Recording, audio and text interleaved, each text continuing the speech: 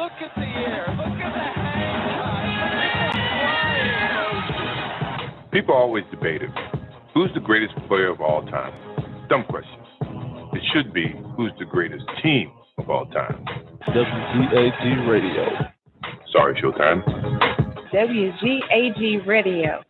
Back to back. WGAG Radio. First three-peat. WGAG Radio. Even with the flu. WGAG Radio. No push-off. WGAG Radio. And my favorite. Radio. Tough to beat that. What? You think there's someone else? Prove it.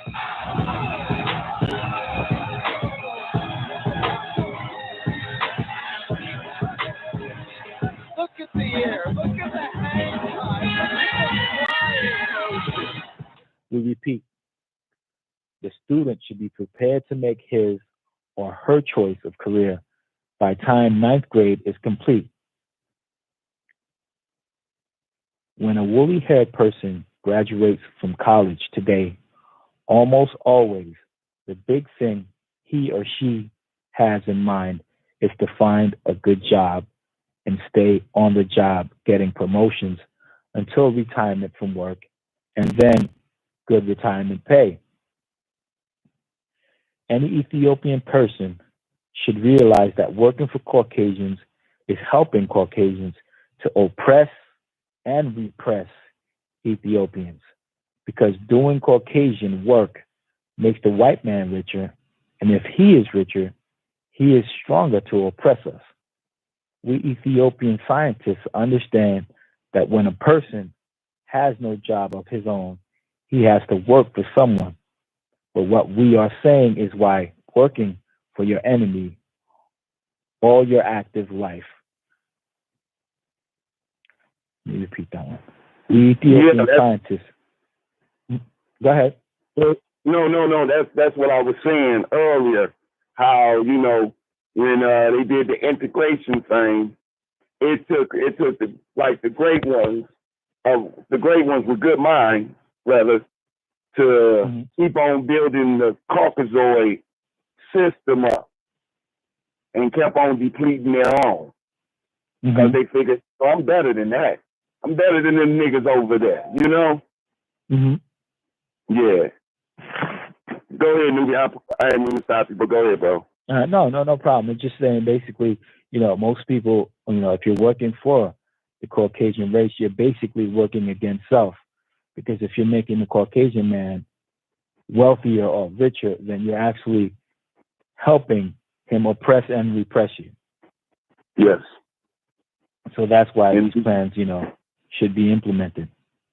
As well as further up where it says that by the time, young men and young women reach the ninth grade, they should have an idea and should have suitable plans for them to be enter an occupation of their choosing and their liking as well. Right. While, in these days and times, they go through high school and even college at some point and still aren't aware of what they're interested for an occupation or even want a job at that time or prepared for that. Right. And then that job go right back to Job or the Bible, right? To where they got you doing all this struggle and hardship to keep a job. And then that's what the whole Job story was about, is hardship. So we want all that hardship, Agreed. Yes, sir. All right. Let us move on. 31. One of the prime purposes of an Ethiopian college graduate should be help build Black communities to respectable and self-supporting level above the slum status. And one of the best ways for the college graduate to help to do this is to pick the kinds of subjects during attendance at college which are suitable and workable for building economics in the Black communities, and after working for the Caucasian, if necessary for a while, let's say somewhere between 2 and 4 years, and having saved money enough that woolly-haired person should go into business himself or herself. This is one way for us to equalize ourselves with other races by equalizing our communities with those of other races. We Ethiopians must intelligently control all businesses in our neighborhoods, and the best way to do this is by doing all the investing. In this paragraph, we mentioned the college graduate as an example, but the same holds practical for any Ethiopian who desires to do well for self and kind. Indeed. So I think that was basically self-explanatory. Yeah, self-explanatory. So if you have to work for the Caucasian, at least give them some time, 2 to 4 years, to the point where you can save enough money and be able to invest in your own communities, Exactly. own businesses, and the economies in your communities. That's right on point. It's the and then what was the key point too is what you decide to take up in their educational system. Correct. Because you have a lot of people who will go in there and take and major in English, and that can do nothing for the betterment of the community. Correct. You know what I'm saying? Yeah. So that engineering, medicine, those are things that will be good for the community. Absolutely. To come in and start putting things, placing things in effect. But we don't even, the majority of us won't even think like that, Well, we out of our right mind. We don't reason. We do think that shit, but we don't reason it because we out of our right mind. That's right. Absolutely. Even further back, it said that, we have to be in charge of our education, our military, our economies, our businesses, language, all those things we have to be responsible for in our own communities. Yes. But because another system is set up and we've been made to think lazy, we become lazy and produce laziness. Yeah. Complacency, absolutely. All right. Yeah. 32. Of course, equal education with other races for our children and adults alike is equal culture to that of other races. For us, woolly-haired people, to receive the same education that Caucasians get is not equal education for us, for that is Caucasian education. Education created by mentally resurrected Ethiopians is more than equal to all other educations. If the education we receive is created by others than our own kind, and we do not have our own, no matter how much of someone else's education we may get, we cannot have equal education until we have our own creation. Anyone else's education in the absence of ours makes us inferior in education because we cannot use an alien education as efficiently as the creator of it. Yeah, going in trying to play somebody else's game, and you don't need to know the rules. Absolutely. Or you know the rules, but you can't master the rules because someone else made it. Someone else made it. It's not your rules. Yep. Yeah, you can only be a pawn, and then that's like I'll let this one pass. Point in case, like 3-card Molly. You familiar with that game? Absolutely. Yeah. So it's like if I want to let you pick the right card, you can pick the right card. But if I don't, you'll never get it. Yeah. Yeah. It's like our minds. Yeah. Let us move on. All right. 33. In count 2 of the booklets, the 9-ball, and in the topic, how to economize, we mentioned several gimmicks the Caucasian uses to help keep us poor and unequal. At this point, in concluding this topic, we mention another one, and that gimmick is the one known as credit. Credit is a Caucasian gimmick, which will make you overspend, and this is because you do to have to pay cash for the merchandise right then. Not having to pay cash right on the spot is very deceiving because you still have to pay for it anyway, plus the carrying or credit charges. We should buy on credit only as a last resort. That is, if it is commodity, which you need and must have right away and do not have time to save all the money necessary to buy the item cash. Otherwise, save and buy what you need on a cash basis. This way, we buy less, save more, and become more economically equal with others and more economically independent as an individual and as a race. For real. That's real talk right there.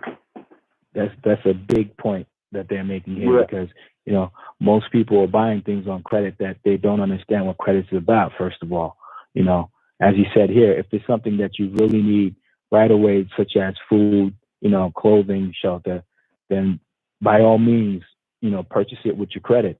But if it's something that's going to sit in your attic for 3 years that you're not going to use, and a lot of us have done this, and the interest is piling up on it, and you're owing more on it, so you're paying more than 3 times as much. Even if you bought it on discount, it becomes a problem, and you're not being economically sound making such a decision, uninformed decision. Indeed. Anything else to add? No, nothing else to add to that, brother. Okay. D, welfare and unemployment. Capitalism is an economic system that breeds poverty, and especially for its captives and oppressed. It is the nature of capitalism to produce hardships. Capitalism survives on slavery and war. The American Caucasian could have prevented the welfare state he has created for darker people in these United States of America. But the welfare state is one of his gimmicks that help keep the captive controlled. When a person is on welfare, the Caucasian feels that he has a right to control that person's life in every way, because that person has become a beggar, thereby placing himself or herself at the economic mercy of his or her oppressor. In other words, the person has become completely dependent on the enemy who wanted to see his captive in that position in the first place. Yeah. Self-explanatory right there. Absolutely. And that's what we see right now. You see them, work in a public place, and they don't. If they don't put that money on that card, they tripping. Like there's no other way to get this. So, yeah. That's a major gimmick they put on us, boy. It's the 1st and the 15th, right? Of every month? Yeah. Something like that. Wake up. It's the 1st of the month. There you go. For real. That's what they do to us, bro. And it's sad that, that being that it been there, say, for the 40 years, that the people couldn't link up and do something more constructive with it than where we are now. Because, they wiping it out now. But they done even put it to the point where you had 3, 4, 5 generations getting it. Correct. You know what I'm saying? And then that actually just weakened the people more and more and more, weaken the mothers to the point where they like, I'll just have a baby and let the state take care of it. Then it falls on us as men to where we also will get complacent and not go out and put our best effort out to provide. Yeah. Whoa, man. And then, oh, yeah. Go on, bro. Go on. All right. 35. The Caucasian rejoices to see woolly-haired people on welfare or any other dependent position, because how militant can one get on welfare? How independent can one become on welfare?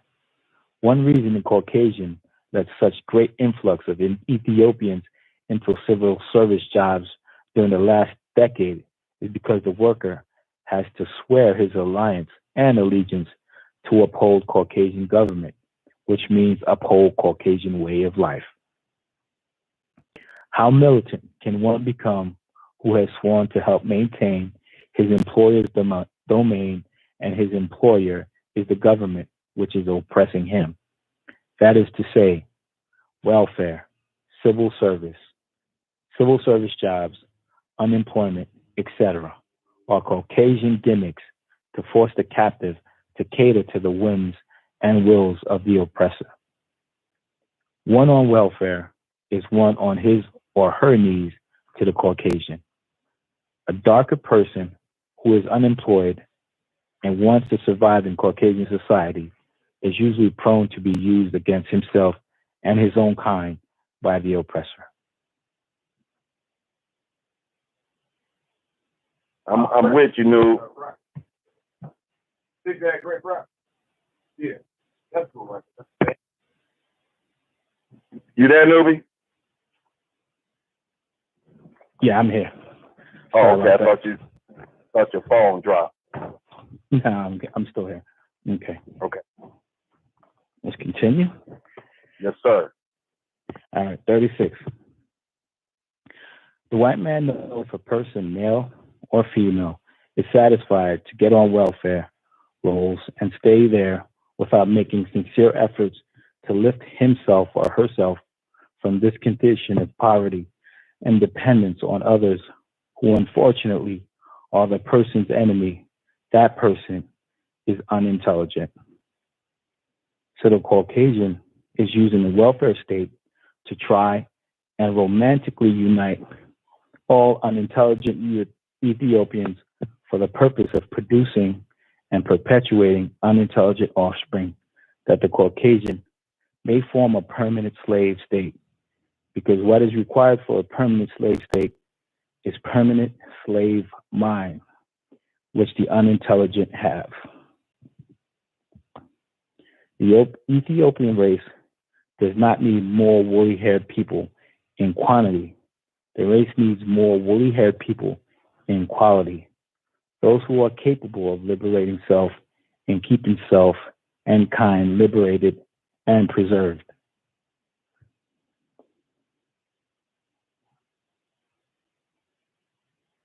Yeah, Noobie?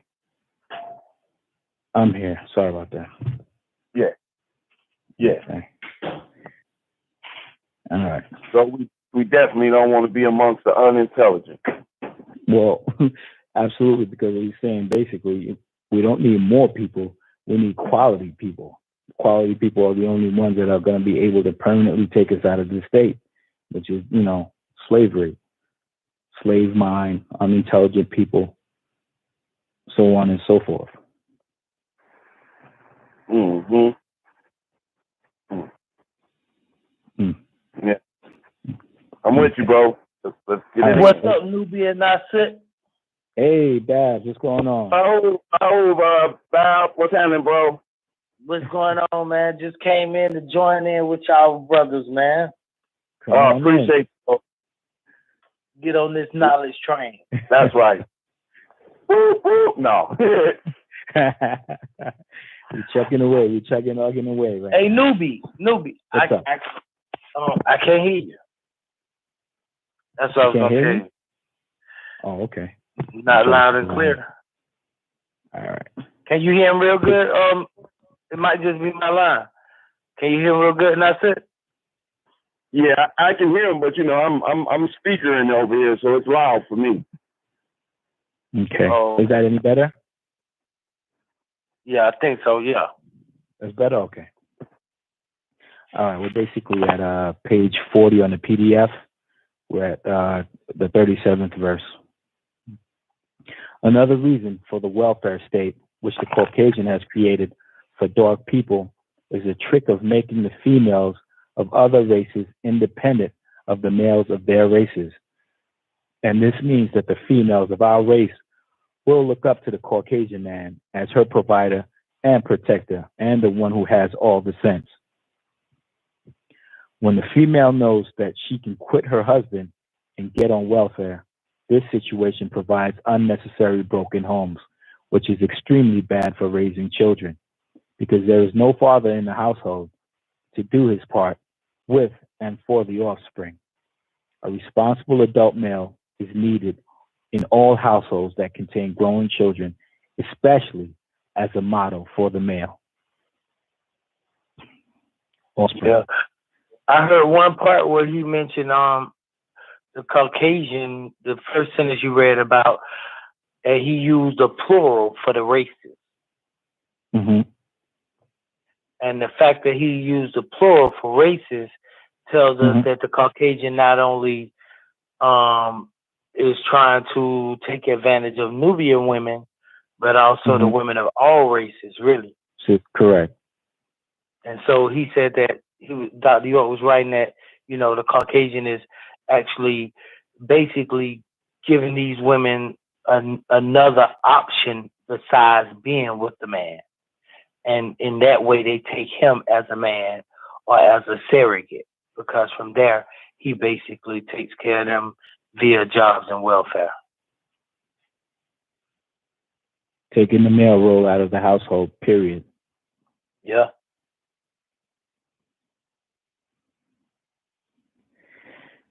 Sad state of affairs. Okay. 38. The welfare I think it's going to end up working against him, Nubi. Okay. Expound on I'm that. just saying, I think that's turning around. It's about, like, you know, weed, crack, whatever they done did, LSD, PCP, angel dust to put into our neighborhoods, TV, fucking heart program. I mean, we still here.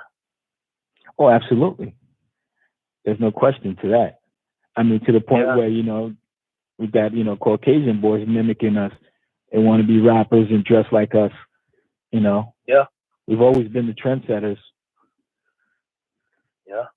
I do see something extra, a little bit extraordinary happening. I don't know if you and Nasut been kind of witnessing it, but I have seen an improvement, like even said just like with the beginning of this year, which has been shitty for me, but I'm just saying, like, far as other people, I have seen in the conscious community, it look like the drive is going to be a little bit stronger. I don't know if it's just me just having fucking first of the year illusions, but it looked like people are trying to put out better information for some reason. Well, I think that's more of, you know, them not being able to suppress the information anymore. I mean, because remember now, I don't get that. Is there basically a house on this planet that doesn't have internet access or isn't privy to some sort of information, whether it be 100% correct or, you know, they can obtain the information. You understand? So I should say overstand. But I think that has to, you know, be attributed to what you're seeing right now. But People, I'm saying though, when you say though, like, they always had that access though to the internet. So, I mean, not always, but it's been a while that niggas been on Facebook and in chat rooms and shit like that. And I just felt like most of the knowledge was bullshit. But now I do agree with you though, when you say that, you know, like, that's one of the reasons. I do agree with that.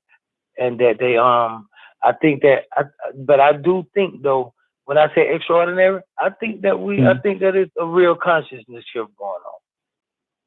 Oh, absolutely, absolutely. I think that we'll be out of this, whatever they calling it, you know, as soon as people realize we ain't in shit. Well, there's a lot of motivation. There's a lot of motivation. Yeah, like that. As well. This book written when Dr. York first, you know, 67, 70. So this was an issue then, and it's still an issue now.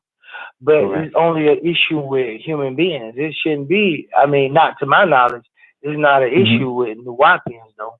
I mean, understanding that concept where the cracker actually is dividing the family and taking the man out the equation of the household and actually putting himself there and giving the woman that option. Okay. I'm thinking that I'm seeing a trend where it looked like that's going to work against him. I don't think that what we'll be saying by saying that is that the sisters are going to take him up on that offer and turn their backs on the Nubian man. Or that ain't what we'll be saying. Well, I mean, you can already see, I mean, the writing's on the wall already. You can see it by, just like, he's saying here that a lot of the programs are being pulled back anyway. There's a lot of programs that we used to have. I was just speaking to Nasser, and he was saying that, a lot of the welfare and all of that stuff is being pulled back. You're not getting that assistance anymore. I mean, whether it's because the state has the money at all anymore, or whether they invested the money improperly, whatever it is, that whatever the motive is, everybody's starting to take more responsibility into their hands because they know that if they can't do it for self, then who is going to basically do it? So yes, you are right in that aspect. You definitely are, and I agree with that. Yeah. We'll see, though, because he's going to build some more on this now. I mean, I can't remember everything in the book, but I do remember Don read it last time. So he's going to make some interesting points. But just everybody that's listening to the show before Newbie moves on, just realize that the word was pluralized in races. If you want to read it again, Newbie, we'll listen to it again. That was a deep point, though. Okay, I'm more than happy to read it. Okay, this is at 30. Let's start at 36. The white man knows if a person, male or female, is satisfied to get on welfare rolls and stay there without making sincere efforts to lift himself or herself from this condition of poverty and dependence on others, who unfortunately are the person's enemy, that person is unintelligent. So the Caucasian. What he said now after lift him up? What he said after lift him up? Lift him or herself up. What he say? White man satisfied to get through. Okay, here we go. State without making sincere effort to lift him or herself from this condition of poverty and dependence on others, who unfortunately are the person's enemy, that person is unintelligent. So the Caucasian is using the welfare state to try and romantically unite all unintelligent Ethiopians for the purpose of producing and perpetuating. You see what he said there? Yeah. Yeah, but it's expound. Because this, to me, there's some deep shit right here. Absolutely. Well, he's basically saying that he is encouraging people that are unintelligent to basically perpetuate, to get offspring, so that they will remain in their system permanently, in that state of mind, that slave state, that unintelligent state. That's what he wants to happen. He wants these mentally dead people to keep procreating so that his system can continue. Yeah, that's what I was saying. Like, I do feel like it's a consciousness shift, and the word consciousness in this instance would be equated to intelligence, a rise in intelligence. Now, I'm not saying overall. My number is 144,000 out of 7.2 billion people on the fucking planet. But I do see certain things that's raising up for us. So that's you know what? I'm glad you said that, because you said 144, but we're looking for 144. But in the beginning of my tablets, my issue, it says that the 144. Then he added the numbers up, and he made it a 9, and he basically made it the 9 people that possess 9 mind. Is that the same one you have, or? You said, is it what now? The last part? The 144,000. He added the 3 numbers up in the beginning of my holy tabs. Are you there? Okay. Yeah, I'm here. and he made Yeah, it get number it. 9. But yeah, that's what time it is. I know what you're talking about, but I think it'll be an interesting piece to add to the show if you got your tablets right there. Oh man, you have to give me a minute. Hold on, give me 2 seconds and go get it. Is not sit still here? But So yeah, I'm still here. bro. Yeah, I'm still here. You know, I'm at work. So every now and then I gotta mute my phone when people start coming in. That's what time it is. 10 seconds. I'll be right back. Bill for like 10 seconds. Let me go get it. Hold on. All right. Yeah, Hey, Don. Babylon. What's up? Excuse me, brothers. Excuse me. We got another mic that's open. We got a 972-639. Your mic is open. Peace. This is Trinity. I was just getting in. Thanks. Hey, what's up, Trinity Storm? Hey, Dad. I don't think we can hand clap tonight, but we're giving you a hand clap anyway. Shouts out to Trinity Storm. Hey, what's up, Tahuti? Bruh? Is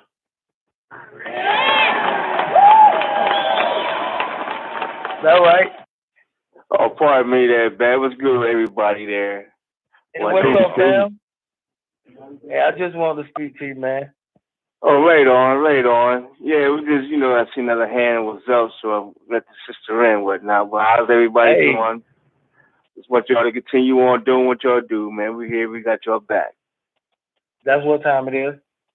All So right. we're glad you brought in Trinity, man. That's some good feminine energy on the line. You had anything you want to add or bring to the table, Trinity? No, appreciating the read. I'm like the brother that shared that this part is very interesting, especially when it said that the people in the welfare state are romancing being militant, at this point. Yes. So I'm just really listening, and it's about emancipation, for us. I believe that's what this text is bringing out for me, and personally, to emancipate from the system. Yes. So thank you. Well, the words he used in the book is liberate. Liberate. Okay. Yeah. Now he may use emancipate. I don't remember seeing that in the book, and I know he's a very choicy person about words.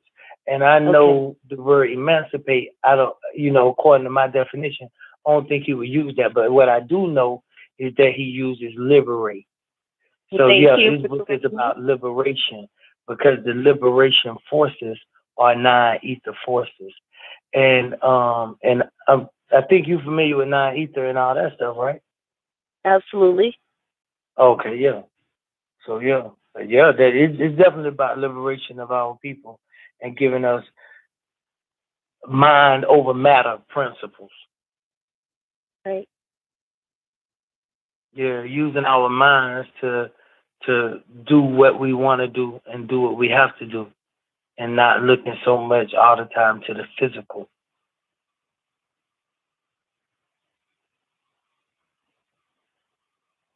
Yeah, but you back, Newbie?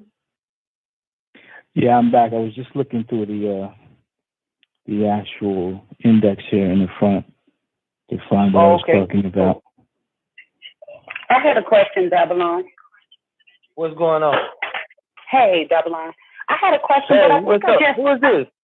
This Roz in Reno. Okay, what's up, Roz in Reno? What's going on? Nothing much. I had a question, but I think I found the answer already. The last time we were doing this, we were talking about sun knowledge and liberation knowledge. But as I read on, because I thought it was going to list 9 different knowledges or something like that. But anyway, I read on throughout the rest of the book, and I saw that it was about the 9 Nubian guides. So once I found that, I think I kind of answered my own question. Okay, but what book are you talking about once you read on, and what book? This book right here, the 9 Ball? The 9 Ball, Okay, and you say you thought it was going to list 9 principles, but it turned out to be 9. I thought it was going to list 9 knowledges, because when we first started reading the book, the first couple of weeks, it mentioned the sun knowledge and liberation knowledge. Yes. But we didn't touch on the 7 other different knowledges. What I thought was going to be 7 more different knowledges. But as I read on, I saw that it was the 9 Nubian guides is what it was. Oh, Not okay. necessarily nine different knowledges broke down. Right. Okay, well, I could tell you this, that this time around, I don't have that book in front of me, and I don't have it on the PDF on my phone, so I'm just listening in. But that's an interesting point, because I've never read this particular book all the way through. I've only heard bits and portions of this book by Dr. York myself. So even though this is a very old book, this is a rare book. People that had this book wouldn't even share this book right here or let nobody hold it long enough to read it because they knew how important it was. And now I'm seeing for myself, well, I've been new from the parts I did read how important it was, but I'm getting to hear most of the book. So when we get to that part, I hope you're on the line so you can, direct us in the angle what you're talking about, so then we could build on that. Because had I known you was looking for 9 knowledges, I would have been looking for 9 knowledges because I wasn't even thinking about it. Oh, okay. Yeah, now that you mentioned that, though, that may be something to look at, because now I'm really going to want the book on PDF, because it may be 9 knowledges, it may be 9, principles, even if they ain't just put out as in a list. He may list it 9 different ways. Now that seemed like something he would do. Okay. Yeah, that was the question that I would have for Dawn, but I know she got some things going on, so I just thought I would ask you. But like I said, I eventually kept reading and I found the answer. Yeah. Because that's what I thought it was about. I thought it was going to list, because like I said, we spoke on the sun knowledge and liberation knowledge. And so I thought there was 7 more knowledges coming after that, but that's not the case. Yeah, but you said sun knowledge and what else? It was sun knowledge and liberation knowledge. Okay, well, I could already tell you another knowledge he mentioned in the book. He mentioned 9 knowledge. 9 knowledge, right. Okay. 9 knowledge. So that's 3 of them. That's so 3. If you give me, you know what I'm saying? I'm gonna get the PDF. We're gonna work this thing out. Let's find these 9 knowledges, or these 9 principles of knowledge. It turned out to be 9 principles of knowledge, I think. Because you're right, it said 9 knowledge, sun knowledge, and liberation knowledge. Yeah, and then don't forget, the knowledge of all knowledge is right knowledge. Right knowledge, okay. So then now we have 4. Now we got 4. And if we got right knowledge, we got wrong knowledge. And he did mention that in the book. Wrong information and wrong knowledge. So now we at what? 5? Now we at 5. Yeah. So I ain't gonna try to do nothing else. I'm just gonna wait and listen to what Nubi say. Then we'll figure out these different principles. But I know those are in there. I know we read over those. Those are the ones I can think of. Okay. All right. Hey, Nubi, if you can't find that theme, man, ain't no big deal, man. But she just came in and confirmed it for you anyway, because she just said exactly what you said. She said instead of it being 9 knowledges, it turned out to be 9 people at the end of this book. And that's the same 144 or 9 that you discussing, those 9 people right there. That's the exact same 9 people. Okay.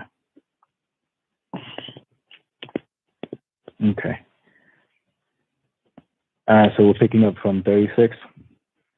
Yeah, I'm with it. All right, so the white man knows if a person, male or female, is satisfied to get on welfare rolls and stay there without making sincere effort to lift himself or herself from this condition of poverty and dependence on others, who unfortunately are the person's enemy, that person is unintelligent. So the Caucasian, somebody's background. Okay. Somebody's background a little loud. Y'all might want to mute your background. That might be good. Is that me? Yeah, I think that's you, Nasser. Okay. I'm muting now, bro. My bad. All right. All right. Okay. No problem. Come back in, that's it. So the Caucasian is using the. Mhm. All right.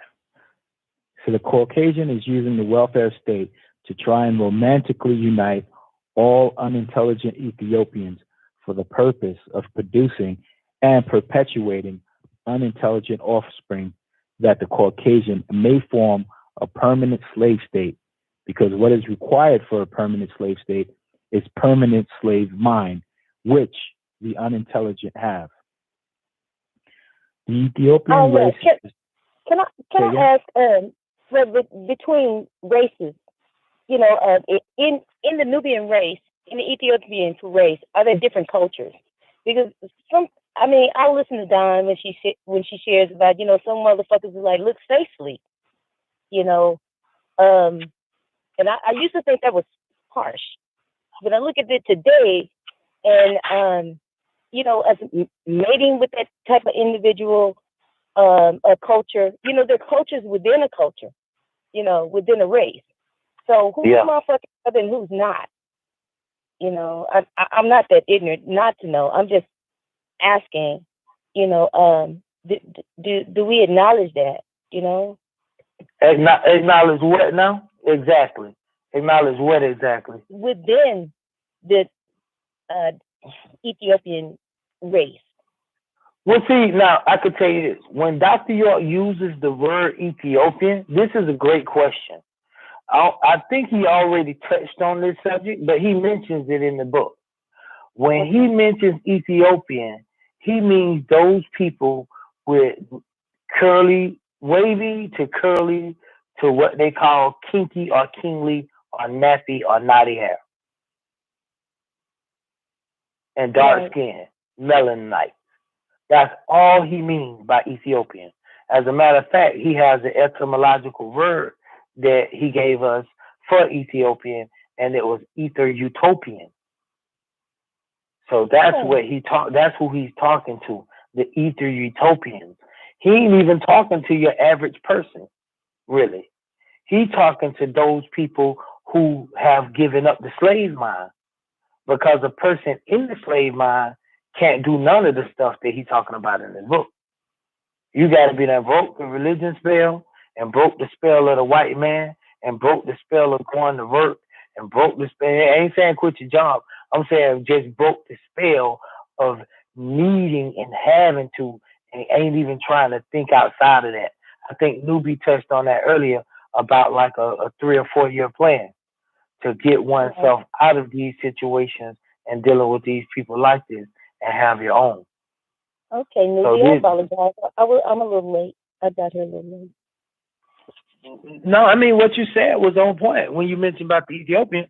I mean, that's on point. That's a great question, because a lot of people may think, especially those listening for the first time tonight, may actually think that we're talking about Ethiopian people in Africa.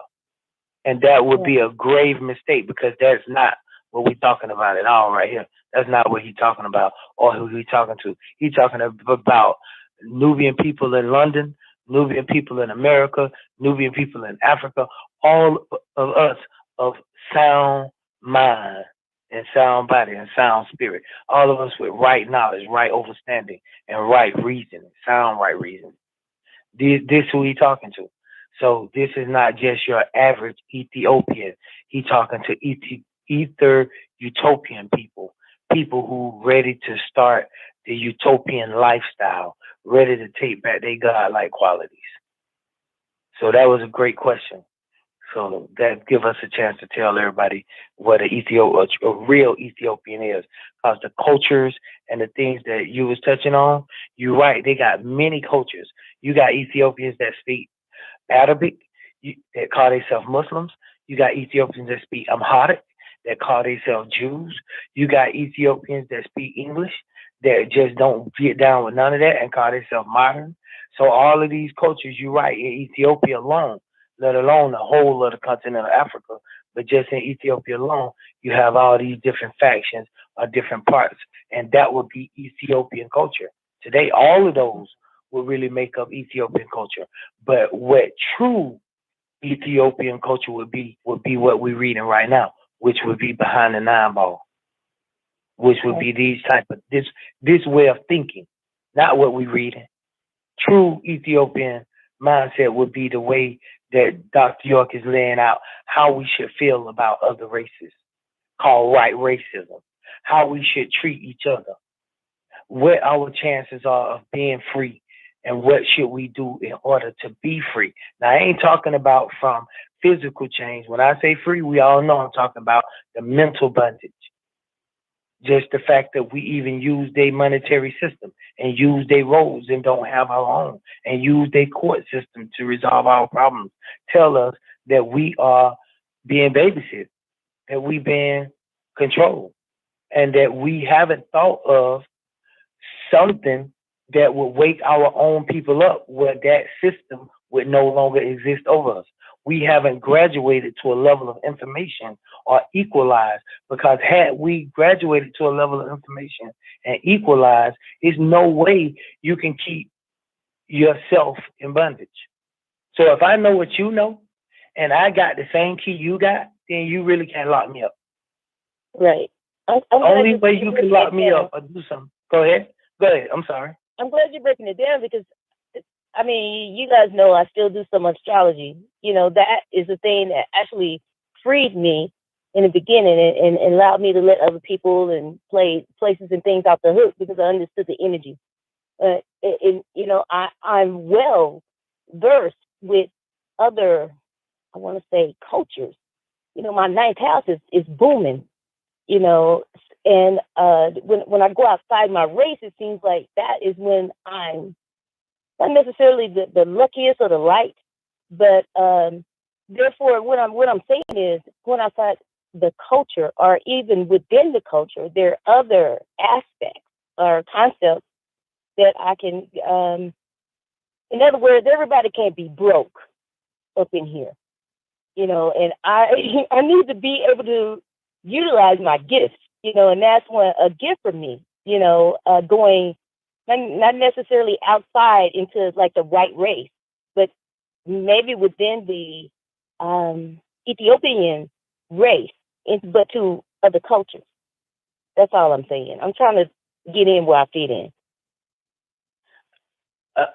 I mean, I think I understand where you're coming from. I don't see nothing wrong with that mode of thinking, if I heard you correctly. You know what I'm saying? Like, where you saying that you need to deal with some people that may be considered foreigners, but those ain't foreigners. Those people in Ethiopia right now, though, those Nubian people with nappy hair and dark skin, ignorant or intelligent, those still our brothers and sisters.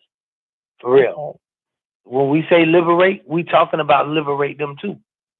But see, I tell you this, you know, and this is an unspoken word. This is my own personal view on the situation.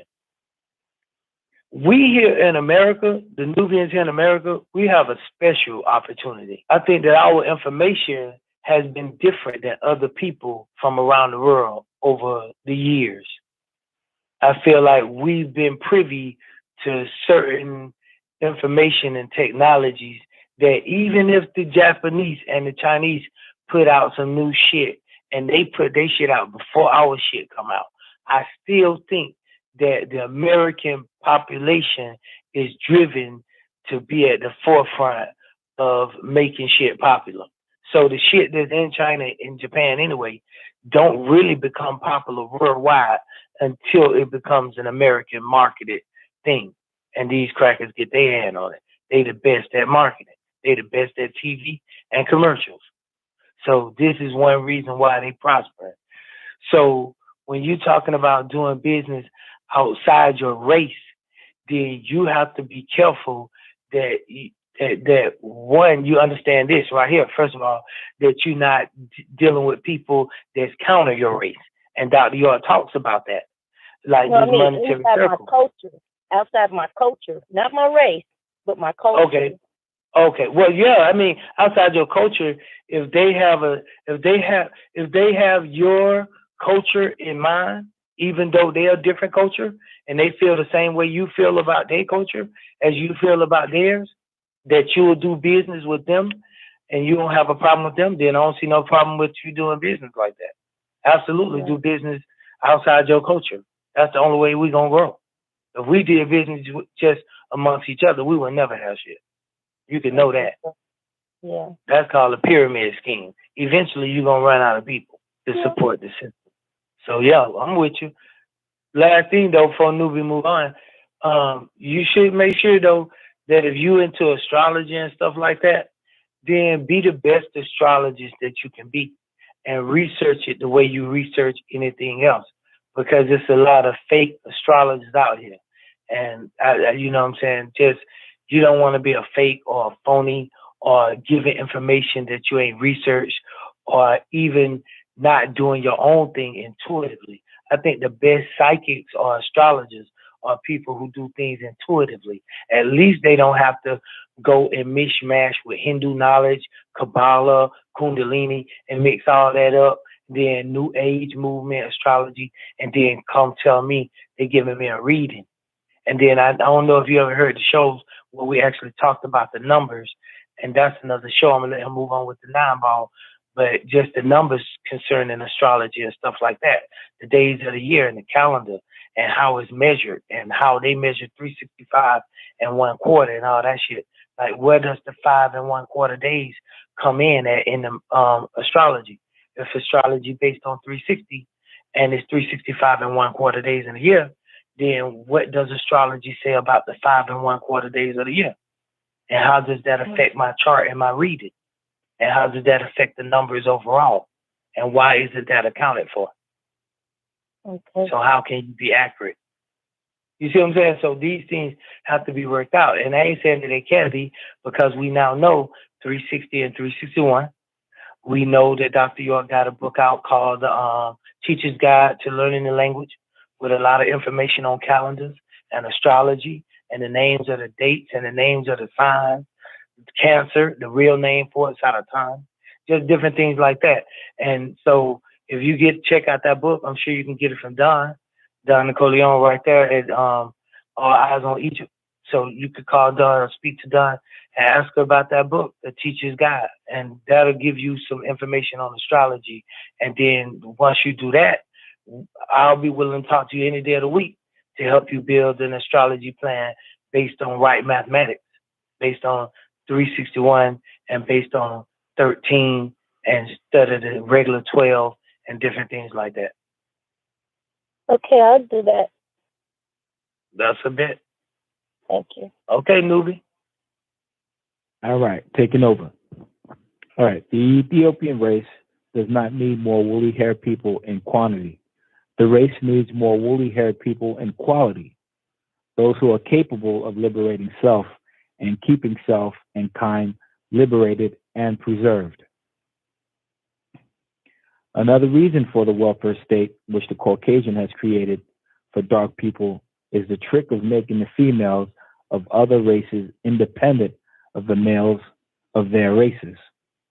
And this means that the females of our race will look up to the Caucasian man as her provider and protector, and the one who has all the sense. When the female knows that she can quit her husband and get on welfare, this situation provides unnecessary broken homes, which is extremely bad for raising children, because there is no father in the household to do his part with and for the offspring. A responsible adult male is needed in all households that contain growing children, especially as a model for the male offspring. Yeah, the independent part is interesting because he said that the Caucasian helps them to become independent of the black man, right? Of the mate. Right. So, you know, a lot of songs came out, like by Beyonce them, by the What If Destiny Child them, and even TLC them. A lot of songs was coming out about independence and you know, can you pay my fucking telephone bills and all of this stuff right here, and I could do it on my own. And these songs or music is some of the stuff that they allow to come over the radio waves, and they approve and fund the Caucasian is what I'm talking about. When I say they approve and fund and back this music and these songs in order to project this image and to project this mentality onto our, not only the older women, the women of Beyonce's age and stuff like that, and Chelsea's age, but for the younger women, the younger girls as well. And this is what's going on. So, and it also happened to the black man on rap music and how they project that image into him and tell him how to be too. So this, you know, I just wanted to give a real life example of how somebody is working against us within our own culture, within our own race, and using somebody of our own race as a face to mislead us into thinking that's how she did it. When Beyonce wouldn't be Beyonce if that was her attitude in order to get where she going. Well, check it out, y'all. Just want to do an announcement. We got 15 minutes whatnot before we go into overtime. Don't forget, call in or Skype things, y'all heard? Y'all can go ahead and keep on. I ain't gonna interrupt y'all. Yeah, I definitely agree with that. You know, they're trying to every way to, you know. I just want to put on record that welfare came before Beyonce's song. That's all I want to put on record. Let's just put that shit on record. It sure did. It sure did. Okay, let's just put that shit on record. I believe it was songs that came out like The Cleanup Woman.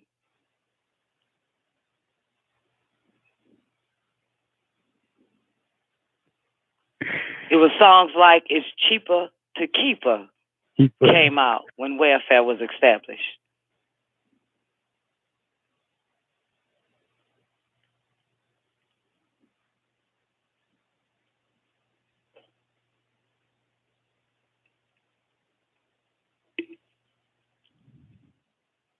As a matter of fact, there were songs that came out called Woman to Woman. If you ever been in my shoes, you would have done the same thing too. I'm talking to you, woman to woman. As a matter of fact, there was another song that came out. Very right. Called goddamn Cheating in the Next Room.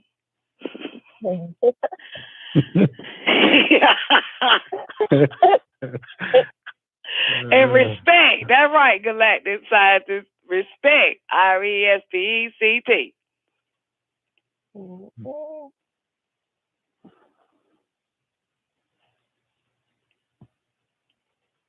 Culture.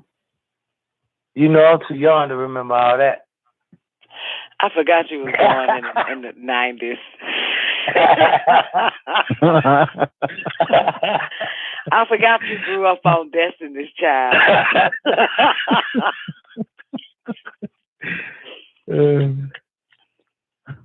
But if I'm not mistaken, the song that made them bitches go #1 was Bills. Can you pay my bills? Then maybe we can. I mentioned that already.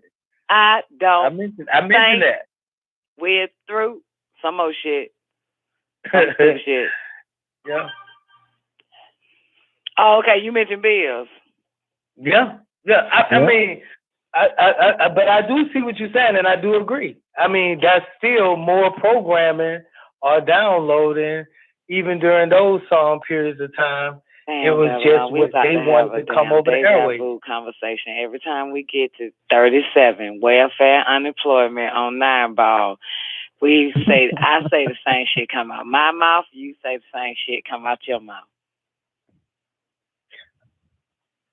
Okay, tonight I can't remember. Having the conversation. I'm telling you, man, it's the same shit, yo. We about to have the same conversation. Tonight I can't remember it. Usually I can say, "Yo, done, you right," but I can't remember having conversation because when this part came up, you know, you focus on the independent, you focus on the songs. I swear, if somebody could grab the I mentioned Beyonce too, Done. I mentioned Beyonce Done. Yeah. And the songs, independent, IDENPEND, what is it? She got her own. But see, that's not welfare, though. Those songs That's were gay. talking about a bitch that is able to take care of her fucking self. It didn't say, I got a welfare bitch, and that bitch is independent. Those songs were saying this hoe got her own job, own house, own car, own this, got her own that. It didn't say that in the bitch get food stamps. Okay, I see what you're saying. So could you give us an example of what Dr. York talking about when he say that the cracker promotes the independence You of the too white? fucking slick, nigga. You just too fucking slick. Don't you fucking do that to me. I just asked you okay, I digress. No, you're not digressing. I can't win You for are losing. fucking progressing with that damn statement. I don't even, where y'all at, 39? 38? I don't even know. When he We're mentioned... about to go into 38. We just came up with 37. Okay, so you in 37. Another reason for the welfare state, which the Caucasian has created for dark peoples, is the trick of making the females of other races independent of the males of their races. And this means that the females of our race will look up to the Caucasian man as her provider and protector and the one who has all the sense. I totally agree with that. When the female knows that she can quit her husband and get on welfare, this situation provides unnecessary broken homes, which is extremely bad for raising children because there is no father in the household to do his part with and for the offspring. And a responsible adult male is needed in all households that contain growing children, especially as a model for the male offspring. Where the independent come in at? You was still talking about a part previous. Yeah, you read it when you first started, Don. You mentioned independent when you first started. Oh yeah, making her. Yeah, okay. Another reason for the welfare state, which the Caucasian has created for darker peoples, is the trick of making the female of other races independent of males of their races. And this means that the females of our race will look. Yeah. And then the last I agree with that. Yeah, you're right. So I can't give you a song like you was mentioning. I can't give you a fucking R&B group that's out that was advocating this shit. But I can say that I always said if there wasn't any welfare, if in other words, what would a woman say in order for her to depart from her husband or quit her husband, like he said? Because we do say, well, Nick, but first of all, let's do it this way.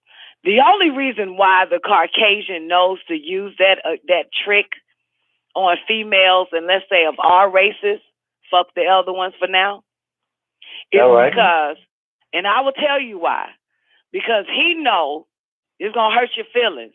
He know that the only way that a woman will feel threatened when in the sense of dependency is when the man doesn't treat her fairly when it comes to money. He knows that because he does it to his own bitch. Thus, he created a system where once your ego steps in or your breadwinning big chest comes in as your head of the household, it's your money, it's your this, that, and the third, it gives us or sends us a signal by saying, well, fuck you, nigga, and fuck your money. If all else fails, motherfucker, I'll go to fucking welfare. Fuck you and get my money there. Since it's all your shit and you all fucking head now. Because for some reason we feel like the men in our life don't play fair when it comes to them dead hunkies. Y'all will throw it up in our face and say, don't I take care of you, Apollonia? Haven't I been good to you? And shit like that over a dead hunky. So it's kind of like iffy, but I know that this motherfucker knows the trick because I don't really think that it's the Caucasian, really, even though Jews are Caucasians, but I think it was the Jew that basically set that system in place where all men of other races will always feel like he can control her with money. So a system is set up for the homes to be broken by her saying, well, fuck you.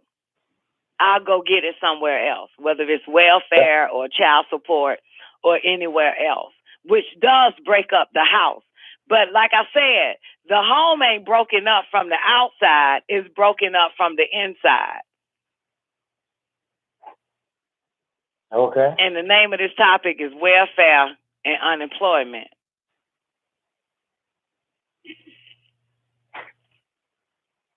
But that's what I say, because I've been in those situations. You know what I'm saying? I've been in those situations where the first thing come to my mind is, fuck you, nigga. I'll just go goddamn, I'll leave your ass and get on fucking welfare and start my life from there without your little bitch ass. I've had those thoughts. Until we go back to him for that dick, and then we want to sing that song, Are You Good? It's for that good juice. I ain't never heard no song like that before.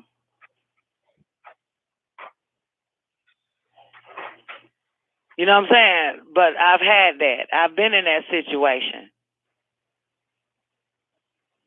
But that's teenage situation. I was a teenager on welfare. When I was married, I just left the nigga. Went to school, became a lawyer, and then a judge. So I prevented the whole welfare shit. I wasn't even going, you know what I'm saying? I knew, how to wither my way. But he used this conversation or this part as an adult motherfuckers, husband and wives. He didn't say mates, boyfriends and girlfriends and baby mamas and baby daddies. This statement says, when the female knows that she can quit her husband. Yep. That's some legally married type shit. This ain't baby mama, baby daddy living together and they don't work out. This is like a union he's talking about. This is a fucking marriage. I don't think that shit applies to us.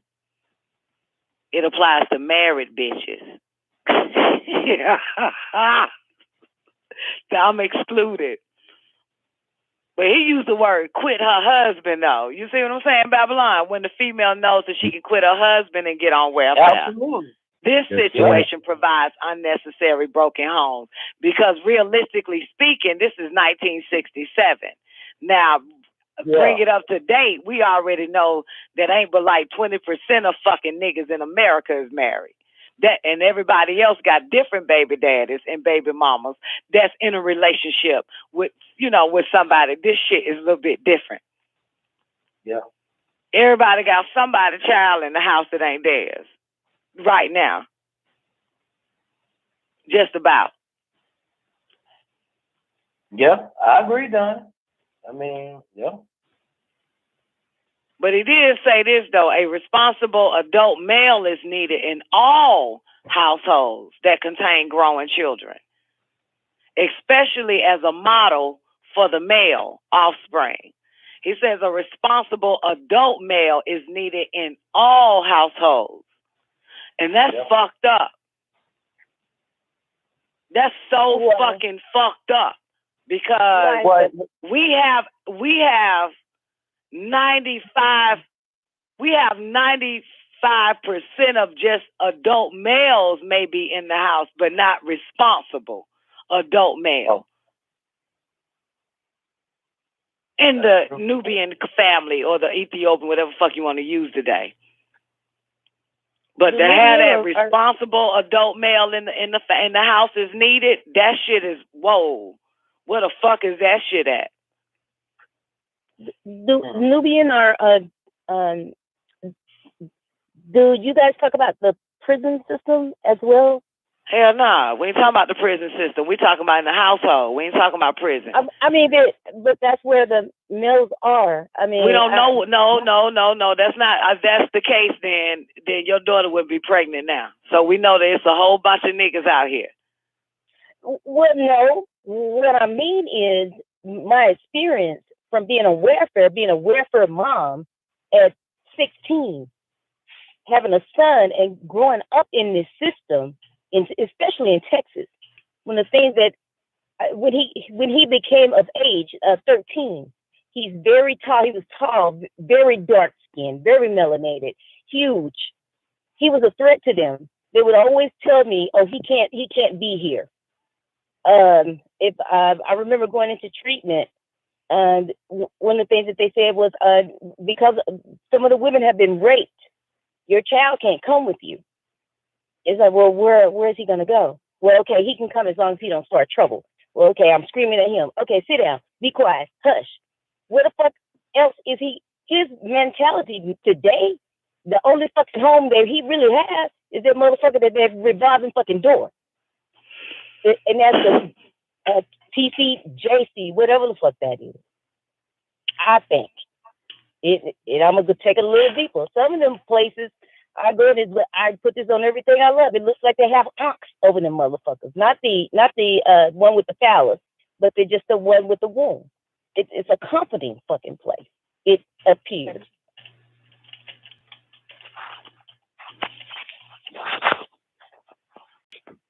Okay. I'm just talking about the welfare state and being liberated from it, you know. Excuse me for being so emotional about that shit. I get emotional. No, ain't no problem. It's okay. They say a lot of women are emotional. But it says, and I quote again, a responsible adult male is needed in all households, not a male, not a adult male, a responsible. The overall topic of this particular portion of Nine Ball is welfare and unemployment. So to have a responsible adult male in the house so that she wouldn't ever have to be, so that she wouldn't fall for the tricks of the Caucasian race. And so that she won't look at him, the Caucasian race, as her provider and protector. Yeah. Is to make sure that there's not just a male in the fucking house and not just that his license say 30 or over 21, but he has to be responsible. Because we got to ask this question. And let's just deal it on 100 percentile question. If 99.9% of black women are on welfare, let's say that 99.9% of them bitches got a nigga in their life too. And we all know that. But it doesn't mean that he's a responsible adult male. Because if he was a responsible adult male, 99.9% of black women wouldn't be on welfare once she gets one. But these bitches are choosing these irresponsible adult males, and she's still on welfare. Because only a responsible adult male, this bitch will have to give up welfare because there will be no need for it now. She can actually go back to Mr. White Man and say, you can take this shit and shove it, fuck nigga, because I got a responsible black adult male in my life. But she knows she don't have one, so she keeps the fucking welfare, and she lets this nigga use her as a fucking toilet stool and drink all the children goddamn Capri Suns and shit up and Fruity Pebbles that she get from welfare. He eat that shit up.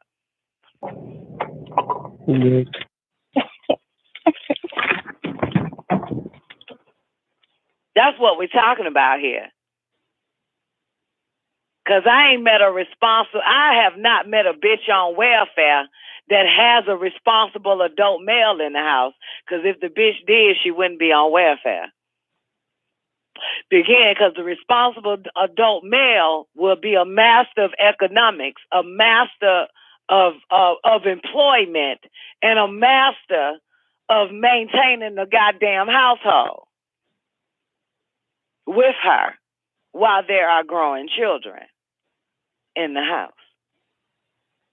She just got that nigga for herself. These niggas are not it. She want a man, but she don't want a responsible man. That's all this shit is about. She want a man, but she don't want a responsible one. And she make us look bad. Because if she had a responsible, see, like I said, man, if a bitch on welfare with no nigga, good. But bitch, you on welfare with a nigga, you got the wrong nigga. You got the wrong nigga. You should be single mother on welfare. But not a single mother with a nigga and on welfare. That shit don't go hand in hand. That ain't even mathematically correct. That's what he's saying. Yeah. Come on, baby. That's what he's saying right here. When the female knows that she can quit her husband and get on welfare, this situation provides unnecessary broken homes, which is extremely bad for raising children because there is no father in the household to do his part with and for the offspring. A responsible adult male is needed in all households that contain growing children, especially as a model for a male offspring.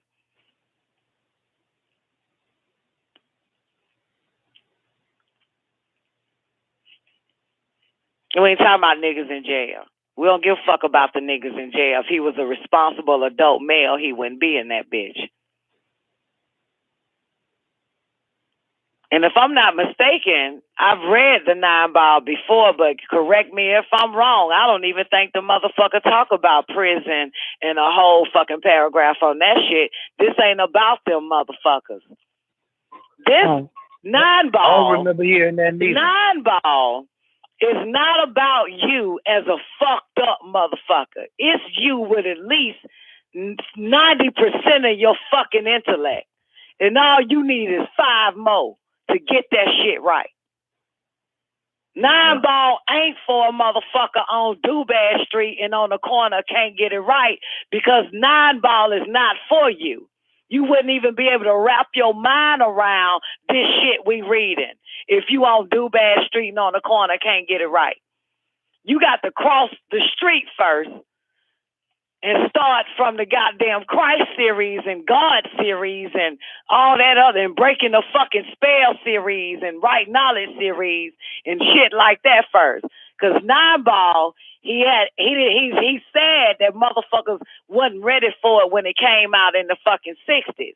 So he held this shit back because he already knew even the motherfuckers that was maybe 25 and 30 our age in the 60s couldn't wrap their mind around this shit. No way. All right. Not when that shit started off with 6 ether and 9 ether. Not when it starts off with chemicals and gases and universe and new words like Leviathan and Zodiac. The chat room is back open. I apologize, y'all. Here it is right here, Chong.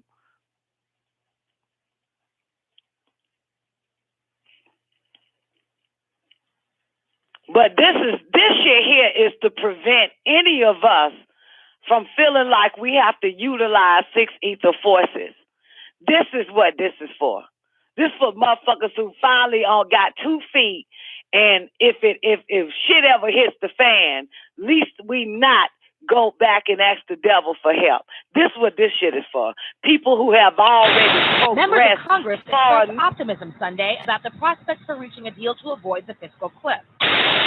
Fragile ceasefire between Israel and Hamas is entering its 3rd full day, and both Israelis and Palestinians.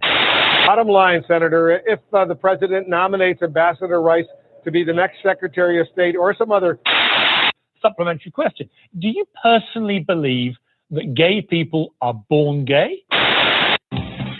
Impact segment tonight, the Talking Points memo. Hot damn politics. Hot damn politics. Hot damn politics. Hot damn. What you say? Politics. Hot damn. Oh, man, Hot not damn. Hot Politics. diggity damn politics. Hot diggity damn politics. I'm back now with the Brain Trust panel. Brain Trust panel. These niggas won't hold me back. These niggas won't hold me back. These niggas won't hold me back. These niggas won't hold me back. These niggas won't hold me back. These niggas won't hold me back. The Brain Trust panel. Brain Trust panel. Hot diggity damn politics. I put that shit on everything. Hot Damn Politics, Wednesday nights at 9 p.m. only on WGAG Radio. You catch my girl legs open, better smash that. Don't be surprised if she asks where the cash at. Let's talk about what they don't want you to talk about on the Don Nicoleone Show. Blog Talk Radio, Monday through Friday, 12 noon Eastern Standard Time, or GeorgiaGospel.com. WGAG Radio.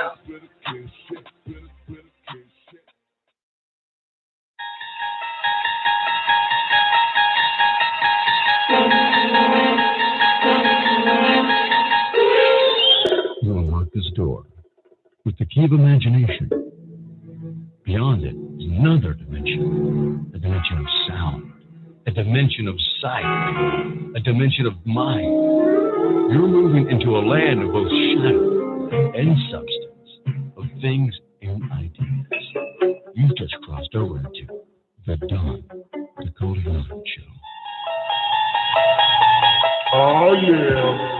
Y'all already know what time it is. The moment that you've been waiting for. The one that you've been waiting to hear. The one that calls the call, that calls the effect. Put your hands together for the baddest bitch in El Kuluwm. God, Nicoleone. Kuluwm, I'm in the love of the all, and all love is in me. I am a part of the all, and the all is a part of me. I am one with the all, and the all is one with me. I can succeed as a part of the all and fail as an individual. I can be all that I wish in the all as long as my wish is to stay in the all. I'm never alone. The all is, I am. The all can, I can. The all does, I do. Kuluwm. Kuluwm, ladies and gentlemen, you are officially tuned in to the Don Nicoleone Show. Hope y'all enjoyed that first hour. That is Prime Time with Don Nicoleone behind the 9-ball. Count 3, Part 2. The link is also in the description on Lockdown Radio. Again. Great day to all my peoples over there in the call lines that called in. The call-in number is 515-605-9828 or 425-569-5274. The phone number is also in the description on Lockdown Radio again, and also WGAG Radio, blogtalkradio.com, and also WGAG Radio on Facebook. Anywhere else you can find the number. But that's where that, man. That's our call-in number, man. Great day to everybody over there in the after party. Hope all is well with you. Special shout-out to my man, Bingy G. Great day, Bingy. Hope all is well with you and yours. Special shout-out to my man, 720 Focus in the building. Hey, boo. Great day, Miss Hudson. Great day, Self. Got it. If I don't say it now, then I probably forget to say it, but happy Veterans Day to everybody who knows somebody that is, or if you are a veteran, just in case. I know that's coming, but I'll fuck around and forget. Special shout out to my lady Sweet O'Shun in the building. Great day. Great day to all my people tuning in, man.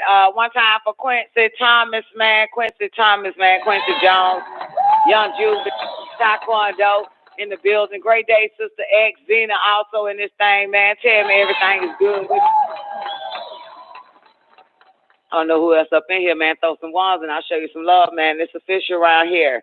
God damn it, you know how we do it. Got dog, look, boom, oh shit. 4 more days, y'all. 4 more days. I got another anniversary coming up. Shout it.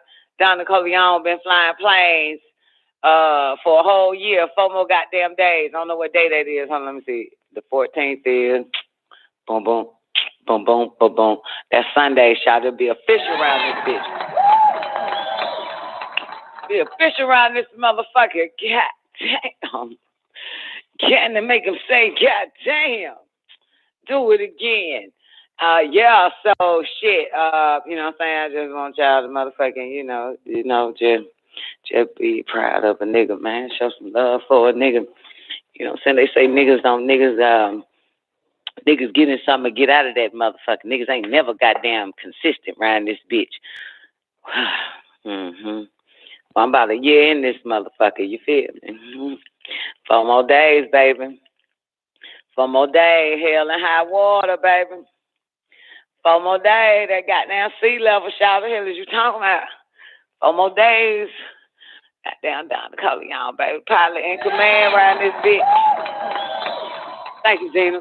Zena only one like happy like a motherfucker. I think Doc happy too, though. Doc kind of feel a bitch. You feel me? I think Doc happy, man. I be talking to Doc about it. He be like, thank you so much for sharing. Like, this nigga be like that. Thank you so much for sharing. This nigga here. Anyway, man, yeah, you are tuned in to the Don Nicoleone show. And let me see what I got for y'all. I got a few things. One in particular, a long time ago, but YouTube snatched the page down, but it's still up on iTunes, iHeartRadio, and Blog Talk Radio. Archives of all the goddamn shows. The pre-crime bill to predict crime and all that type of shit.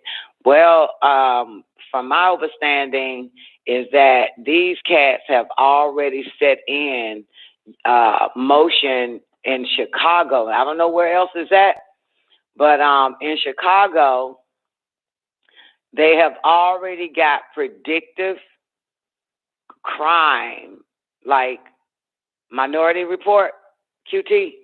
You got me? You know what I'm talking about? Like Minority Report. And, of course, your boy Obama signed in the pre-crime, He put in place, that was his job, put in place the pre-crime bill, a.k.a. like Minority Report. And so they've been using it in Chicago, from my understanding, okay? From my understanding, and special shout out to my man Nigel. He been posting a lot of that shit on my page on Facebook. And so it's a lot of it going on. I think I'm going to start with this one right here and work my way to the top. Oh, my bad. Now, it was also in L.A. Because LAPD shut down 2 predictive policing programs amid public outcry. So here we go. And you can look that up. That's on The Guardian. But LAPD shut down 2 predictive policing programs. Predictive policing. Get it? Predictive. I'm going to use them first. That's that pre-crime bill, man. The predict future crime. You see this shit? I'm gonna walk y'all through this shit because it got real ugly, if I'm not mistaken, in Chicago using that shit. So the Los Angeles Police Department, this is dealing with the LAPD, ended predictive policing programs amid public outcry. A new effort shares many of their flaws. Documents show how data-driven policing programs reinforce harmful patterns, fuel the over-policing of Black and brown communities. This was dropped November 2021, November 8th on a Monday. This is under Everybody Knows. So the Los Angeles Police Department has been a pioneer in predictive policing for years, touting avant-garde programs that use historical data and software to predict future crimes. But newly revealed public documents detail how PREPOL, they call it PREDPOL, predictive police, I guess. PREDPOL, PREDPOL, one word, PREDPOL, and Operation Laser. Operation Laser, pay attention. The department, that ain't what it say. PREDPOL, yeah, okay, let's do it again. But newly revealed public documents detail how PREDPOL and Operation Laser, see that? Operation Laser, the department's flagship data-driven programs, validated existing patterns of policing, and reinforced decisions to patrol certain people in neighborhoods over others, leading to the over-policing of Black and brown communities in the metropole. This is helping automate the harm, automate the banishment, automate the displacement that policing has always been responsible for. It also says in the documents, which include internal LAPD documents and emails, and were released as part of a report by the Stop LAPD Spying Coalition, also suggests, let me do it, the report by, I'll take it slow, the report by the Stop LAPD Spying Coalition, that's what it's called, Stop LAPD Spying Coalition, also suggests that pledges to reform the programs amid rising public criticism largely rang hollow. Let me do it again. The documents, which include internal LAPD documents and emails, and were released as a part of a report by the Stop LAPD Spying Coalition, also suggests that pledges to reform the programs amid rising public criticism largely rang hollow. There we go. A new program that took shape after Operation Laser and Predpol were shuttered bears a striking resemblance to the programs it was supposed to reform. So Stop LAPD Spying and independent experts who reviewed the document say that. So LAPD's effort to rebrand, they're not going to stop it. LAPD's effort to rebrand this predictive policing experiments mirror a broader shift in the private surveillance industry. The expert says as companies increasingly reinvent existing products in response to negative press or predicting policing, this is what they say. Rather than reevaluating their whole business model, they're just trying to reframe the value of the product. That came from Albert Fox Kahn, the founder of the Surveillance Technology Oversight Project. Surveillance Technology Oversight Project. Guess what? STOP. Surveillance Technology Oversight Project. STOP means stop. Another anti-police surveillance advocacy group, they're saying, here's how you can prevent crime by allocating officers and changing patrols and changing who you engage with, and that's going to result in the exact same outcome, end quote. Now, how Operation Laser created a vicious cycle. Operation Laser, they launched it in 2011. Operation Laser, an acronym for Los Angeles Strategic Extraction and Restoration. Got it? Laser. Los Angeles Strategic Extraction and Restoration. It got its name from what LAPD hoped it would do, extract offenders with the precision of a doctor using laser surgery to remove a tumor. Get it? So on this space, using a data-backed approach to remove a tumor may seem logical. The problem was, according to the critics and experts, that the data the program ran on was malignant. You know the fuck the word I'm trying to goddamn say around this bitch. Okay, we're in LA right now. I'm going to take y'all niggas to Chicago in a minute. Operation Laser used historical information such as data on gun-related crimes, arrests, and calls to map out problem areas called laser zones and points of interest called anchor points. Got it? Anchor points. So for officers to focus their efforts on. A newly established group, the Crime Intelligence Detail, worked to create chronic offender bulletins, assigning criminal risk scores to people based on arrest records, gang affiliation, probation, and field reviews. Information collected during these policing efforts was again fed into computer software that further helped automate the department's crime prediction efforts. Central to Operation Laser, such wrote Craig Uchida, the program's architect at LAPD, that's who Craig is, the program architect in LAPD, in a research paper in 2012. Remember, I said this was dealing with Obama, right? When did this shit come out? 2011. Now we in 2012. Your boy was still president. He was already putting that shit in place, the pre-crime bill, like fucking Minority Report. So this is 2012 when Craig, the program's architect, put that shit together.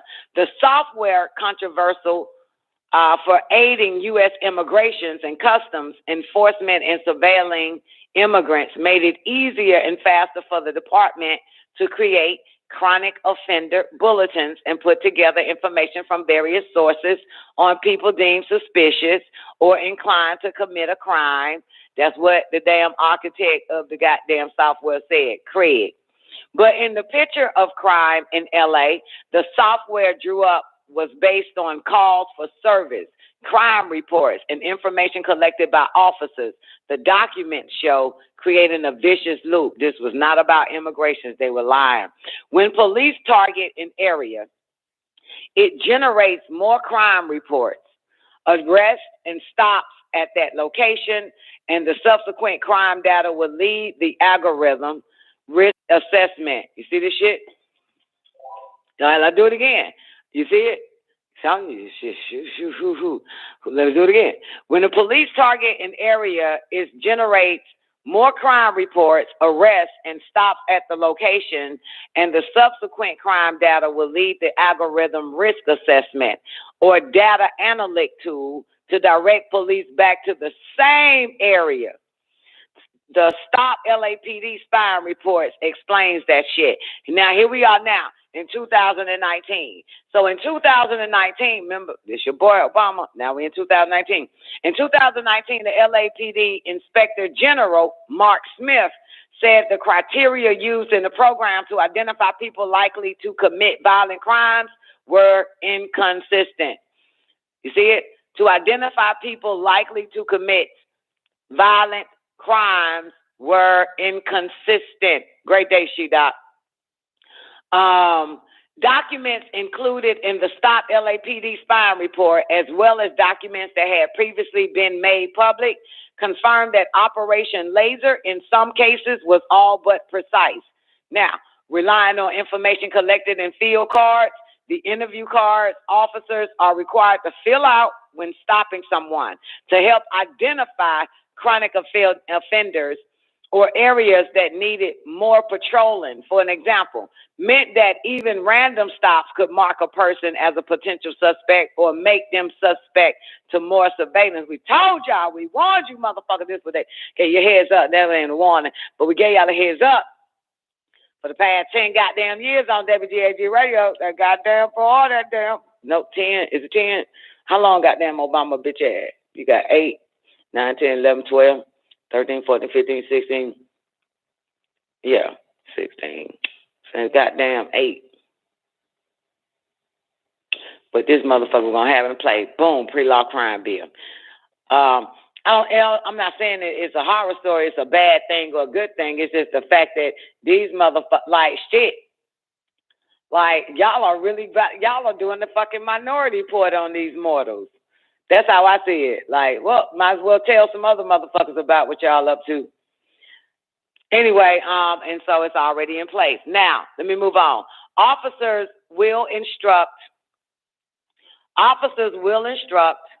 to fill out the field interview cards with as much information as possible every time they stop someone.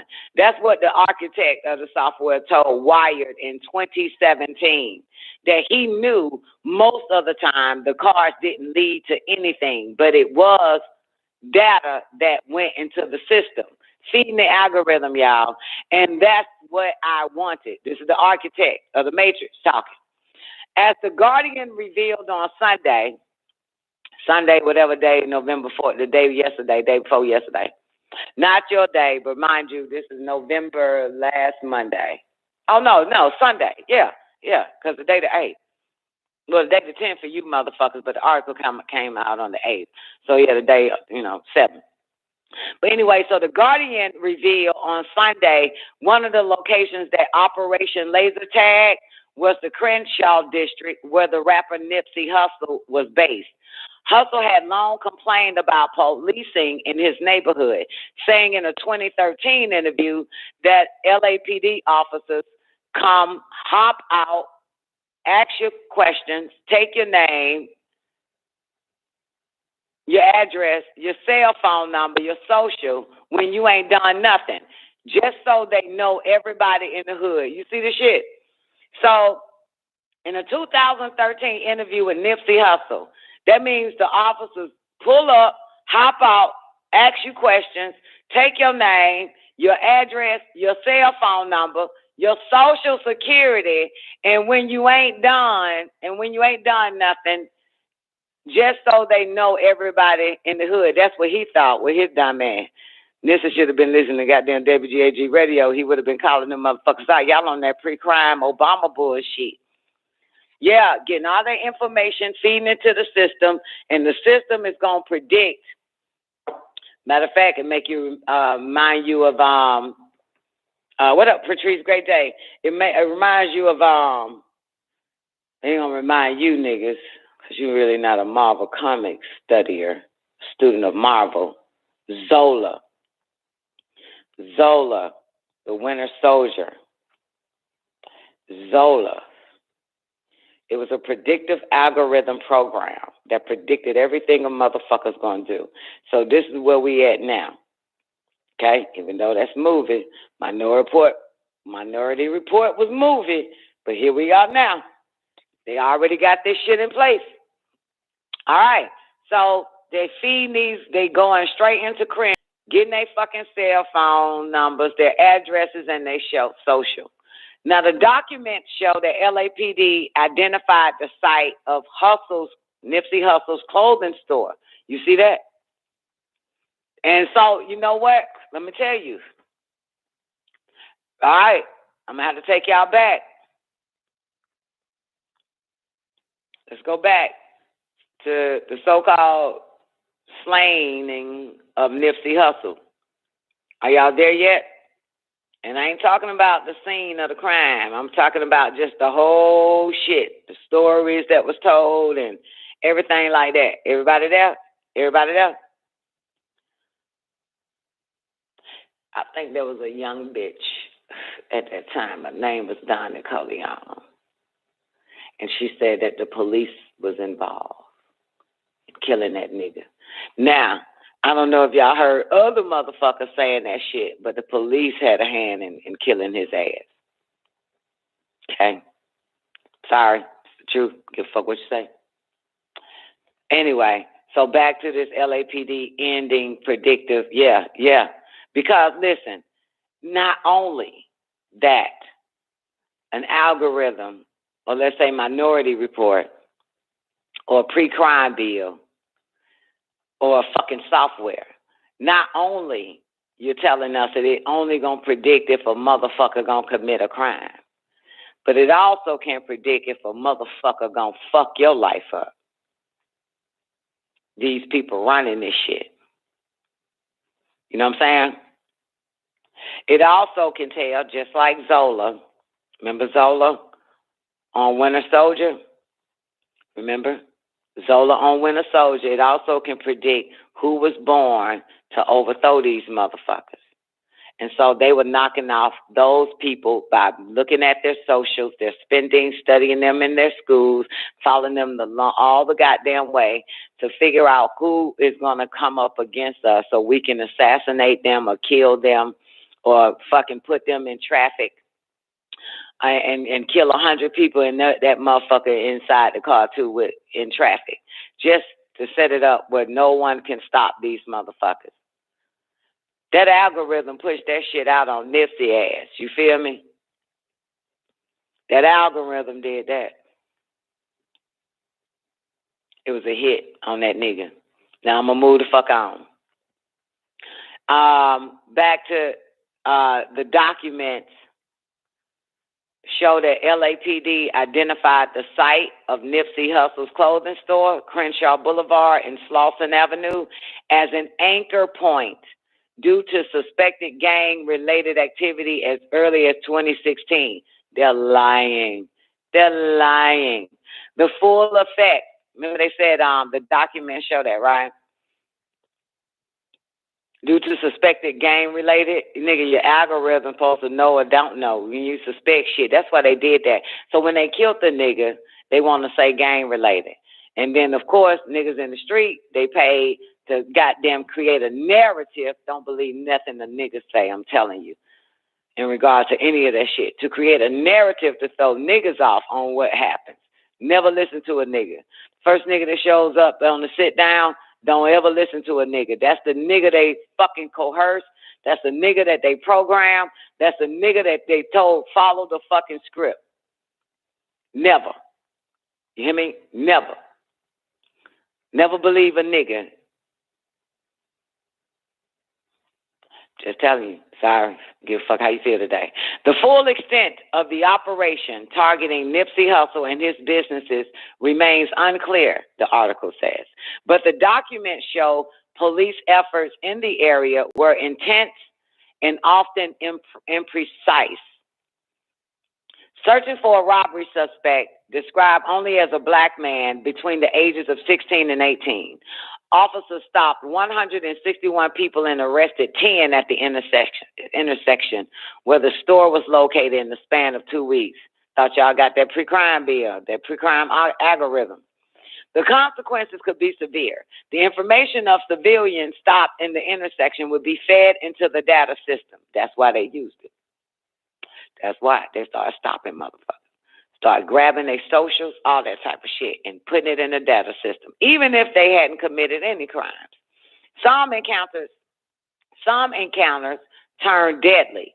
So in 2016, LAPD shot and killed 31-year-old Keith Bursey Jr. at the intersection, right? After the car Bursey was a passenger in was stopped by gang enforcement police investing in odor of marijuana. The officer shot Bursey in the back of his, The officer shot Bursey in the back as he attempted to flee. One of 6 black and Latino men to be shot by the police in laser zones in 6-month period in 2016. You hear this shit? Cliff Dorsey, a public defender of Bursey's cousin, said treating an entire location as gang-related could lead to unjustified contact with the police. Let's do it again. Treating an entire location as gang-related could lead to unjustified contact with police and criminalize people based on their neighborhood affiliation. It creates a culture of distrust where people don't feel comfortable talking to the police. When there's no trust, the community doesn't feel like their humanity is being respected. It's this, us versus them mentality. Now, Predpole's earthquake theory of crime. In addition to running Operation Laser, LAPD contracted with Predpole. That's like your predictive programming. That's your Minority Report. A company that grew out of a research project between LAPD and UCLA professor Jeff Brantingham. Predpole applied an earthquake prediction model to crime. The underlying theory, which the company once compared to the unproven and controversial broken windows policy strategy, was like earthquakes and the aftershocks. Smaller crimes were gateways to bigger crimes and occurring in similar places. While the mathematics might look complicated for normal mortal humans, Predpole said in 2014, this when your boy Obama, presentation obtained by Motherboard, the model was based on nearly 7 years of detailed academic research into the causes of crime pattern formation. But academics say the theory is flawed and the math the company pitched to the police was too simple to effectively predict crime. The model was essentially assessing where arrests had been made and sending police back to those locations, according to those academics. More than a dozen police departments experimented with PRIMETIME, including a Palo Alto and Mountain View.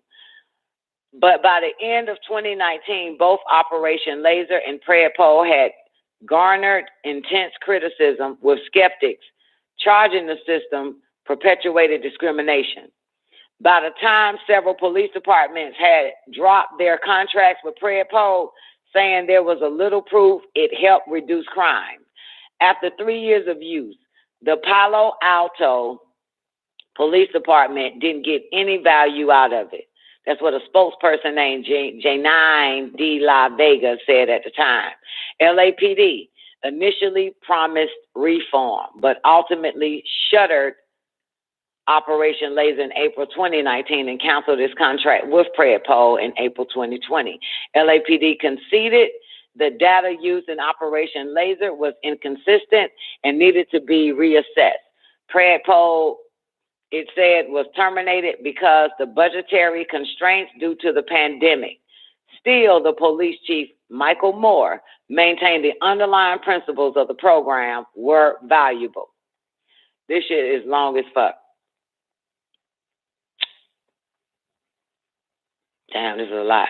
Y'all want me to keep reading this or go to Chicago real quick? This is a lot. It's a lot of shit. All right, let's go to Chicago real quick. All right, an automated policing program got this man shot. Okay. Let me see. Robert McDaniel's troubles, all during Obama now, began with a knock on the door. It was a weekend in mid-2013. As he made lunch in the crowded 3-bedroom house where he lives with his grandmother and several of his adult siblings. When he went to answer the door, McDaniel discovered not one person, but a cohort of visitors, 2 police officers in a uniform, a neighbor working with the police, and a muscular guy in shorts and T-shirts, sporting shorts, T-shirts, sporting shorts, graying hair. Police officers weren't a new sight for McDaniel. They often drove down his tree-lined street in the Austin neighborhood of Chicago, making stops and arrests.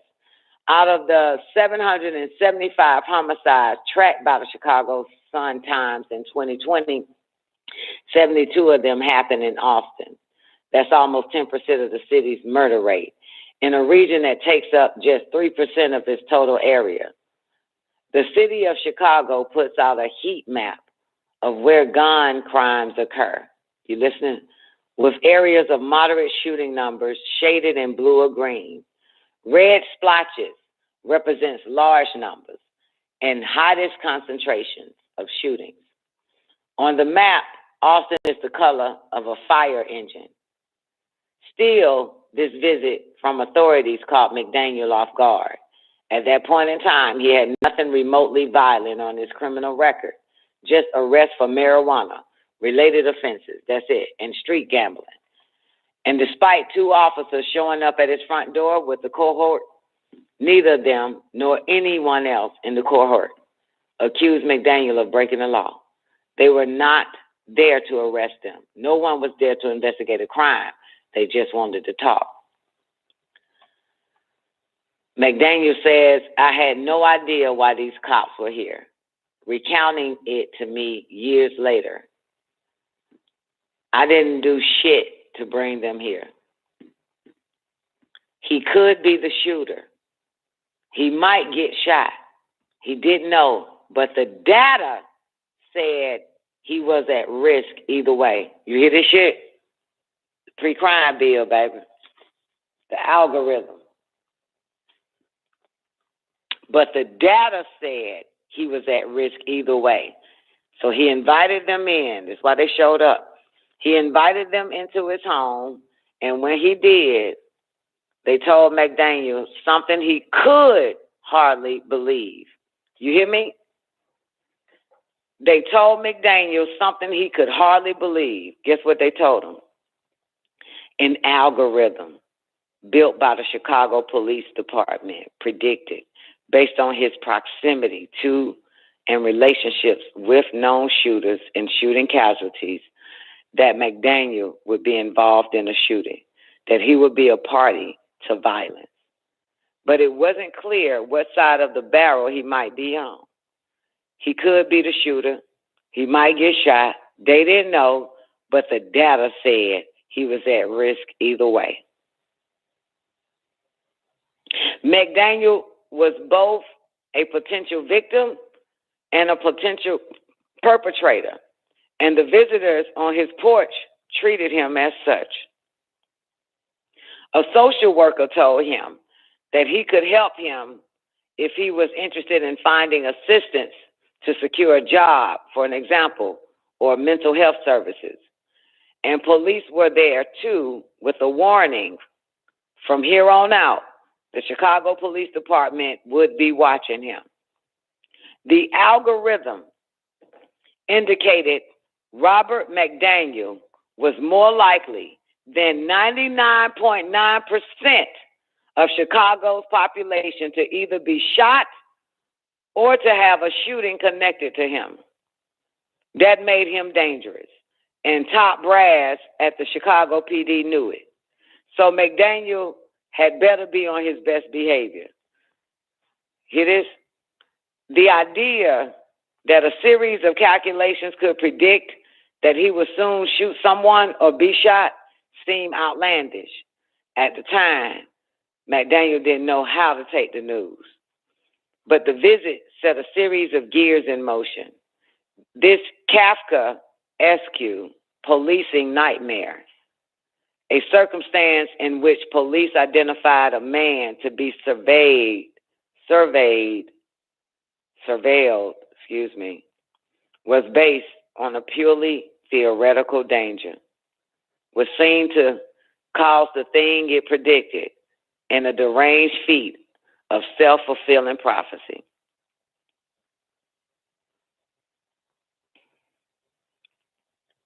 Developed in the Civil War area by developer Henry Austin, this town, Austinville in Chicago, as it was then called, quickly grew into one of Chicago's most prominent suburbs, with easy access to the city's newly developed suburban rail service. Thousands of immigrants, Germans, Scandinavians, and then Irish and Italian families flocked to the neighborhood. By the early 1920s, Austin was a residential haven for upwardly mobile families, with structures designed by architects such as Frederick Schock and Frank Lloyd Wright. The densely populated suburb was defined by an easily navigable grid, tree-lined streets, parks, and narrow lots of single-family homes. Like many neighborhoods in the expanding Chicago metro area, however, the city's post-war redlining policies, combined with expressway constructions in the 1960s, forced a dramatic change. White immigrant families fled for better connected neighborhoods, and institutional segregation policies served to push African American families into Austin. By the 1990s, the neighborhood's residents were more than 90% Black, and many of its blocks were stunted by abandonment and blight. McDaniel's block represented much of that history. The lots are narrow, and the population is almost exclusively Black and Hispanic. There are no obvious abandoned properties on the North Mason, the street where McDaniel lives, but there's abandonment littered throughout the streets running parallel to it. Just about every house on McDaniel's block features a front porch where residents spend much of their time, particularly in the warm summer months. These give the neighborhood a sense of cohesion and lively social dynamic, but it helps to complicate matters when police make arrests or show up at someone's house. it's easy to keep an eye on neighbors. And according to McDaniel, people are often in each other's businesses. It was predictive policing in its purest form. All of which is to say that McDaniel's neighbors saw the cohort of officials arrive. They saw police walk on his porch, and they noticed that when they departed, McDaniel didn't leave alone with them in handcuffs. His family members and people in the neighborhood asked about the visit. Had McDaniel come to some sort of agreement with the police? They want to know why all these motherfucking cops are here talking with me. That's what McDaniel said. And you know what? So do I. A reporter for the Chicago Tribune later contacted McDaniel regarding a story about the heat list, an unofficial moniker that cops gave to the register of individuals like McDaniel who had been identified by the police algorithm as potential shooters or shooting victims. McDaniel saw it as an opportunity to clear his name, to tell the world that he wasn't working with the police, and further, that he wasn't doing anything that should attract police attention except for being black. McDaniel had no violent history, no reason as far as he was concerned that any police officer should randomly show up to his house and declare him a threat. He was born in 1991. McDaniel is one of 12 siblings. Most of them and a slew of aunts and uncles and cousins live nearby. Growing up, McDaniel says he wasn't much of a student, and he was kicked out of multiple public high schools for everything from fighting with other classmates to disagreeing with authority figures. He never formally graduated from high school, but has since earned his GED. He lived in his grandmother's Austin home since he was 6. And while he said he has the ambition to move, he's never had the wherewithal to do so. But his own admission, he's only held a couple of jobs, working at the bodega for a friend for a few years, and then at a candy factory. Otherwise, he scraped by whatever he can. Scrap. I don't know fucking shit. You see this shit up. That goddamn boy, that Minority Report. I know what a lot of you thinking. I'm going to watch the Minority Report when this show goes off. It's another one, too. I don't know. Yeah. But I know Minority Report. Damn sure got it. And you got another movie you need to watch. It's called The United States of America, President Obama. That's that nigga predictive programming, predictive policing, pre-crime law he put in place. This is wild as shit. This is what they're dealing with. This is what I'm reading this shit for. It's been here, right under our nose. Let me do it. Though he never been sentenced to jail, McDaniel has previously been arrested for dealing weed and shooting dice on the street.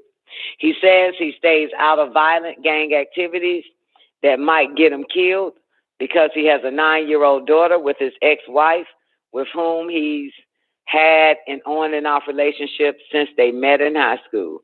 With that kind of background, why, he asks, would the police put him on the list of the city's most potential dangerous citizens?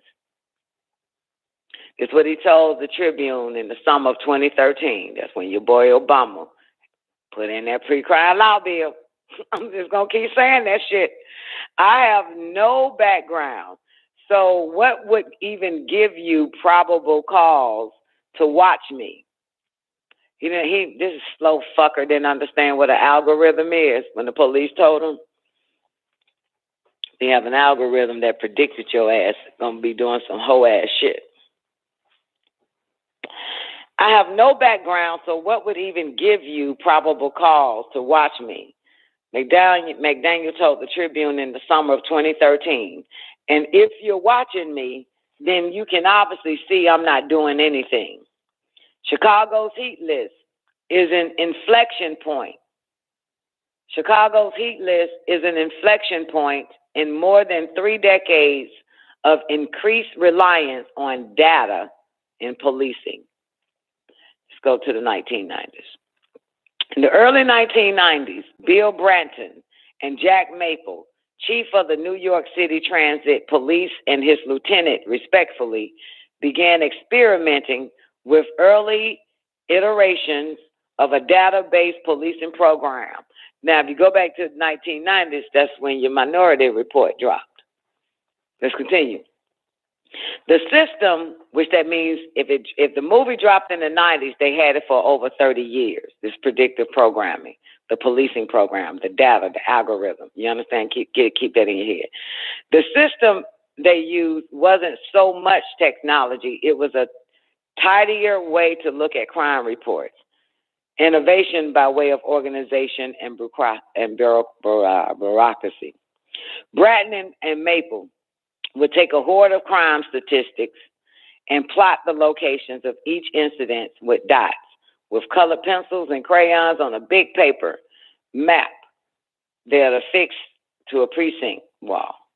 Then they strategize about how to reduce crimes in those specific areas.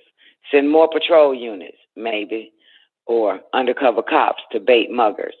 This new way of organizing crime data helped to increase arrests in their jurisdiction. Bratton, who had earned the nickname Lord Dots for his similar efforts in the Boston Police Department, eventually became New York City Police Department's commissioner. Maple became New York City's deputy police commissioner for crime control strategies and would eventually be known as the architect of the program that resulted from this new way of organizing crime data called CompStat. In the 30 years since then, computers have taken over much of the work of gathering and plotting data sets. They've also allowed police data analysts to attempt to not just identify where crime already happened, but using artificial intelligence and pattern modeling to identify where crimes are likely to happen in the future. Not Minority Report yet. Y'all not convinced yet? I'll keep going.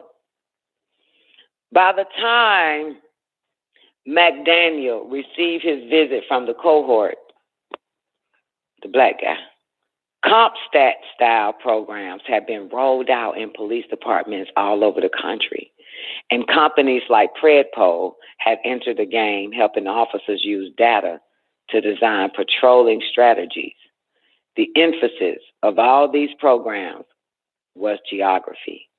If police saw a spat of muggings in and around Chicago's Humboldt Park Creation area one day, for an example, the data might show that the residential Fifth City District, southeast of the park, might be next. Great day, Seth got it. So commanders might send patrol units there. Might be next. But now the algorithm, they would trust in this computer. Policing leaders around the world have heralded place-based forecasting around the world now as essential to more efficient patrols. But there are all sorts of terrifying implications in this kind of geography or geographic forecasting for police. Forecasting isn't magic. It's an educated guess about what might happen based on things that have already occurred. The data feeding forecasting software for police are typically built around police stops and arrests. That might sound straightforward and unbiased, but consider that the U.S. Department of Justice data show that African Americans are more than twice as likely to be arrested than white people. And if you're black, your likelihood of being stopped by a police officer can be nearly 4 times higher than if you're white, depending on which city you live in. That's according to Stanford Open Policing Project. Building a forecasting model around data like these can run the risk of stigmatizing an entire population. And that's based on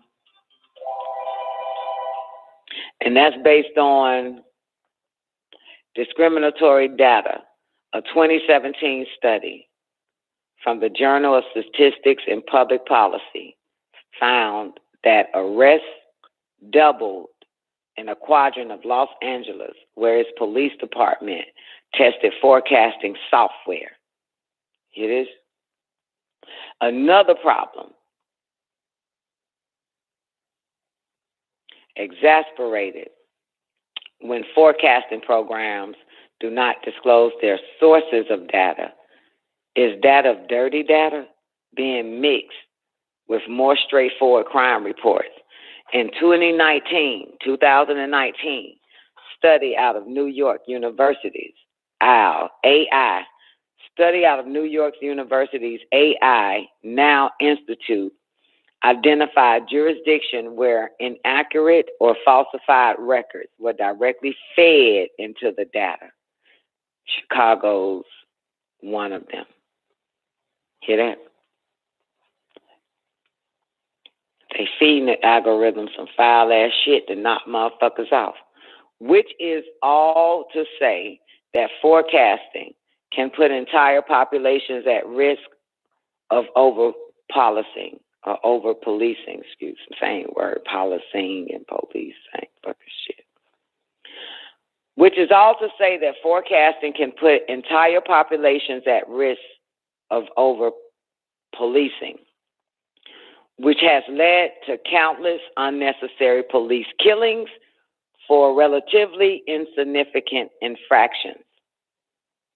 Think George Floyd, Michael Brown, 12-year-old Tamir Rice, Sandra Bland, Philando Castile, Walter Scott, 13-year-old Adam Toledo, this year in Chicago, Alton Sterling, Breonna Taylor, Ahmaud Arbery. The list goes on. All these niggas is famous. After years of shock homicide, numbers in the 90s, CPD, Chicago Police Department, began its first CompStat program in 2003. The following year, Chicago had fewer than 500 homicides for the first time in nearly 4 decades. Whether or not the decrease had anything to do with the CompStat, Chicago Police Department received attention as a police force that saw real results after instituting a data program to focus patrols on crime hotspots. In 2006, Chicago PD began enlisting community members to assist at-risk youth. So there was momentum when the city to expert with data and community programs to fight crime. What if the data is wrong? In the case of McDaniel.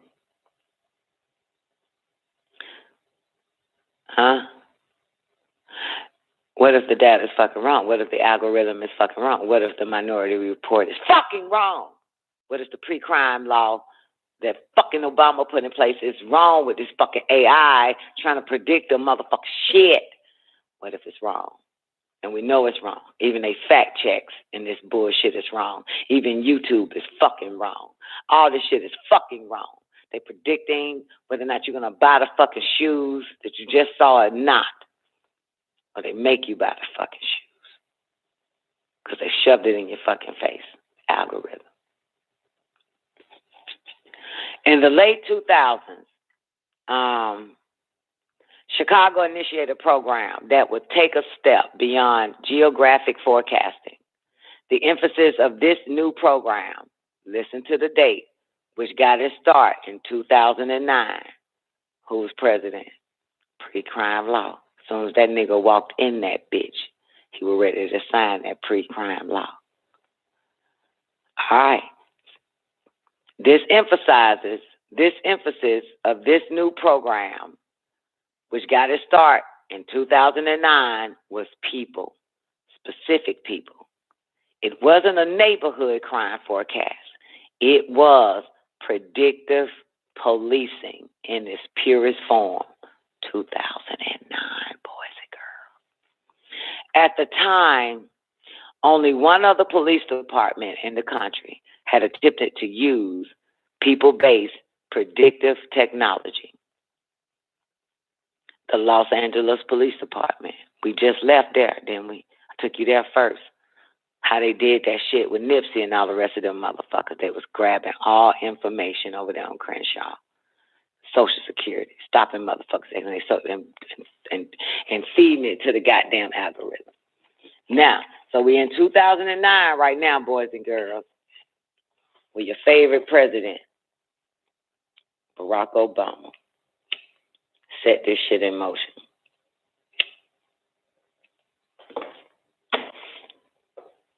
On niggas. Now, we're in LA now. At the time, only one other police department in the country had attempted to use people-based predictive technology, the Los Angeles Police Department, which went with a more straightforward chronic offenders list, part of a broader database LAPD program. They called it Operation Laser. It would identify people with seemingly habitual contacts with the LAPD, which I read earlier, with the goal of finding a list of offenders. According to a review of the program sponsored by the Bureau of Justice Assistance for LAPD officers to proactively seek out. The phrase predictive policing is thrown around a lot, but its original concept wasn't about putting dots on a map or trying to forecast where to send patrol cars. It was about figuring out who would commit a crime before they actually did it. It was, in quote, pre-crime, envisioned by Philip K. Dick in his 1956 science fiction novel, The Minority Report.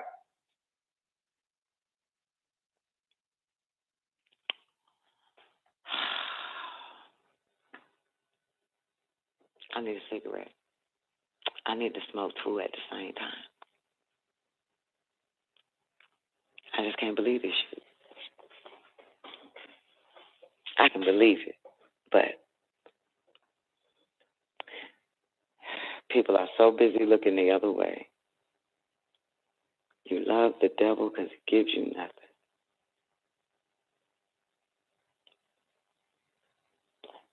Pre-crime. Now let me continue and let's hope that this dumb fucker who's writing this fucking article can tie Obama in to signing an executive order to open up the division for the Minority Report, a.k.a. pre-crime law, predictive, using a computer, an algorithm, an AI. Goodness gracious. All right. Shall I continue?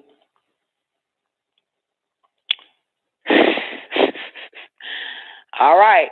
The Minority Report, pre-crime. And he literally, your boy Obama literally calls it the pre-crime bill in your face. Not to mention that the entire premise of the story, let me do it again, the Minority Report, it focused on individuals, not places, and it was science fiction. Yeah, right. Not to mention that the entire premise of the story is that such a predictive system would result in a vast impersonal engine of destruction, grinding men and women to their doom.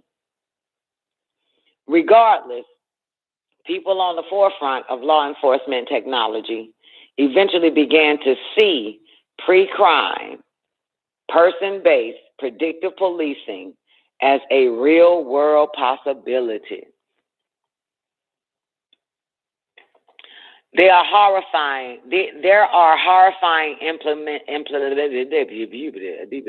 that's all, folks.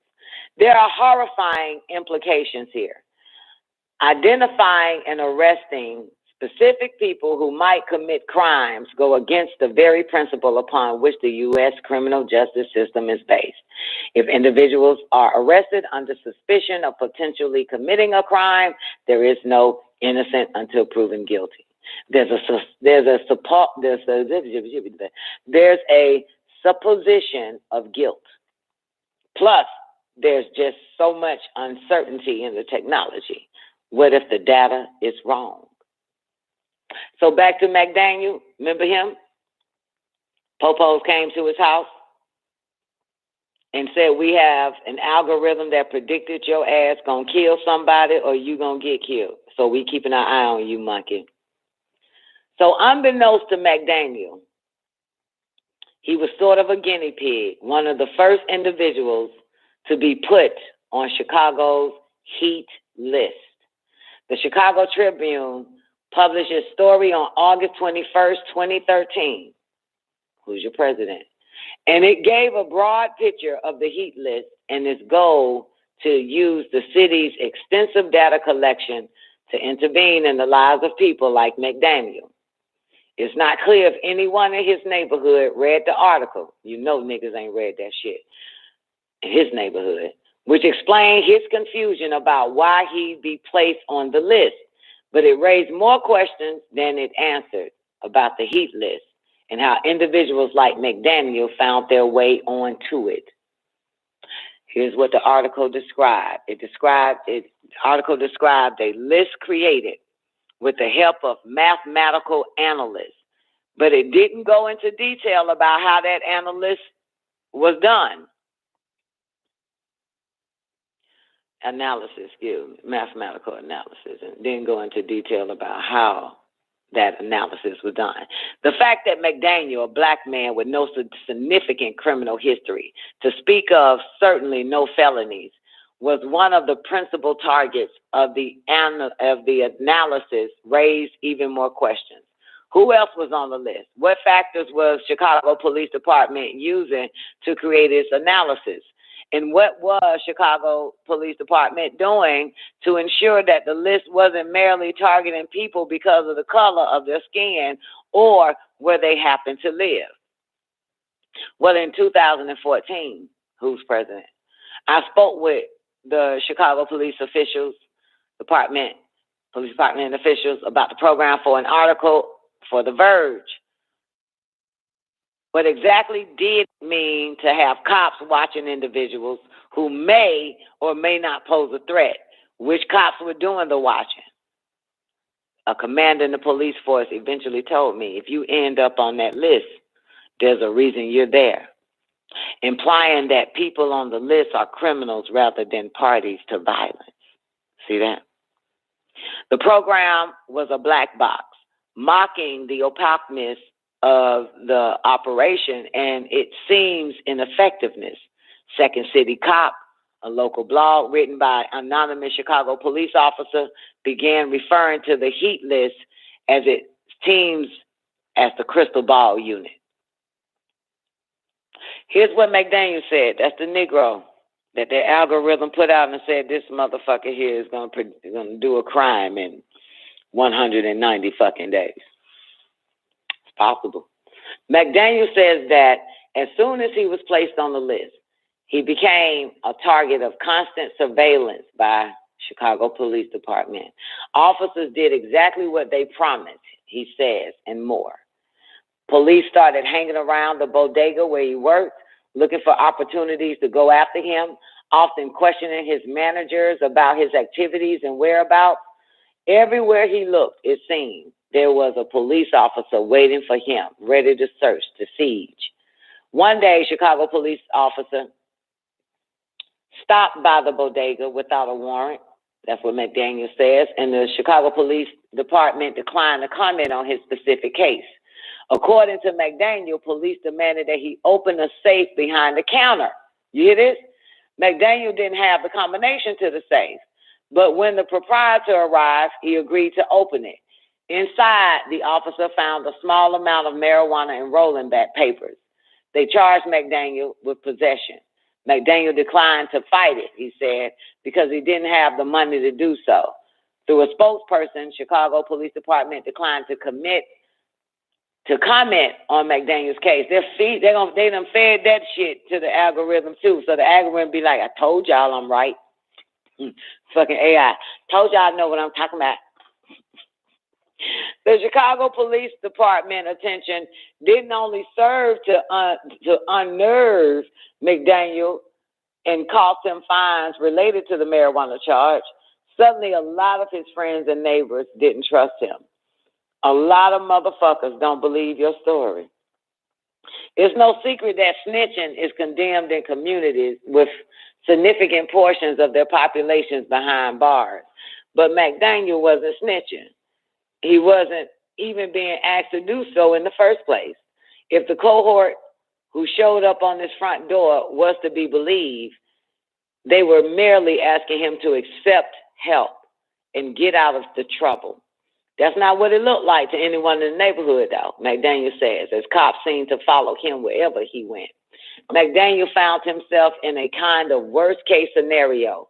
Police were distrustful of him because of the heat list, while his neighbors and friends were distrustful of him because they assumed he was cooperating with law enforcement. No amount of assurance would convince them he wasn't. McDaniel became isolated. Friends stopped talking to him. Meanwhile, interest in the heat list continued outside Chicago. When the filmmakers behind the 2017 German documentary, Pre-Crime, contacted him. You hear that? Damn. The German documentary, Pre-Crime, contacted him about being in their film. He agreed, thinking it might help him to clear his name within his own community. The filmmakers recorded in front of and inside McDaniel's home, as well as in the bodega where he worked at the time. The sight of cameras and filming equipment on location in Austin was unusual, to say the least. Rather than help clear his name, the cameras only served to rekindle concern in the neighborhood about whether he maintained a relationship with the Chicago Police Department. Sometime after filming, McDaniel doesn't remember the date or have documentation to prove it because he's a dumbass. He remembers being approached by a group of men from his neighborhood, people he knew. They asked point blank whether he was a snitch. McDaniel wasn't shy about telling people he appeared on a list of likely violent offenders, but he insisted that being on the list didn't mean he had any involvement with the Chicago Police Department. He recounts, I tell them the truth. I'm just trying to get my name off this heat list shit. I don't even know how I got on there. After that, McDaniel says he and the group parted ways. Now, take a step back and try to imagine the complexity of what McDaniel was trying to explain in that moment. The reason for cops showing up at his door was a stuff of science fiction computer algorithm that had identified McDaniel based on a collection of data sources that no civilian could gain access to as a shooter or a victim of a shooting in some future circumstance that might or might not play out. One could imagine that some audiences hearing this explanation might think McDaniel was out of his mind, a conspiracy theorist, raving about the vast surveillance state. But in a historically over-policed neighborhood in Chicago, the implications could be much more dire. How, then, did he know so much about what the police was doing? The more McDaniel explained, the more it sounded like he was an informant. But that's all he could do to plead his community. To plead with his community, he kept explaining. A day or two later, while hanging out at a neighbor's house a block away from his home, McDaniel says he got a call from someone who says, he got a call from someone who he says was supposed to have been a friend. The friend said they were outside McDaniel's house and wanted him to come outside and explain it again, what the story was, how he had gotten on the heat list, why people from CPD, Chicago Police Department, had visited his home, why he was now being documented by filmmakers. It wasn't high tech. Cops would just use the list as a way to target people. McDaniel agreed. But as he headed back to his house, a car pulled up. A man fired multiple shots from inside the car. One hit McDaniel in the knee, and his leg gave out. The car pulled away. Hearing the shots, the neighborhood whose house McDaniel had just left called an ambulance. The Chicago Police Department only released shooting reports if the requester can identify a specific location and date where the shooting occurred. McDaniel says he doesn't remember the exact date of his shooting, and The Verge has not been able to substantiate the details of his shooting with police documentation. They didn't even put it in there. Through a spokesperson, CPD declined to comment on McDaniel's case because Chicago Police Department is the one that shot the nigga. Gave him a warning. At the hospital, after he was shot, McDaniel recalled speaking with someone connected to the shooter. Incredulous, he asked, "What the fuck y'all just shoot me for?" The response, according to McDaniel, is, "A lot of motherfuckers don't believe your story." Later, McDaniel tells me it represented the kind of situation that he felt he couldn't escape. "I lived here 25 years. I know people, their families, their friends," he said. "One year, I'm at my house. I'm at your house. Your mama's cooking for me. We're on the couch chilling, playing games, smoking weed. The next, you got a gun pointed at me." In McDaniel's view, the heat list caused the harm its creators hoped to avoid. It predicted a shooting that wouldn't have happened if it hadn't predicted the shooting. As the heat list continued to operate, researchers tore it to shreds. A 2016 paper published in the Journal of Experimental Criminology came to some troubling conclusions about the list that had by then been rebranded as the Strategic Subject List, SSL. Among them, the individuals on the SSL were considered to be persons of interest. They keep changing the shit, but it'd be the same shit to the Chicago Police Department, meaning that McDaniel's description of being routinely targeted for surveillance and researches match what researchers discovered. Let's stop there. Interesting that motherfuckers was following this nigga everywhere, but they were nowhere to be found when he walked out the house, came up to the car, and got shot in the leg. After being asked about that film shit. Yeah, Chicago police did that shit. There was no predictive, let's do it again. Overall, the report goes on, there was no practical direction about what to do with individuals on the SSL. Little executive or administrative attention paid to the pilot, and little to no follow-up with district commanders. You hear this shit? No, you don't. Y'all have no idea what the fuck. Y'all have no idea what the fuck you're listening to.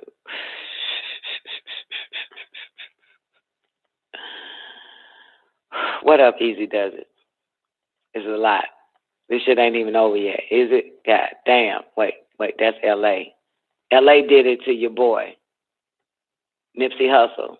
All that area where he's at, and also to Nipsey Hussle.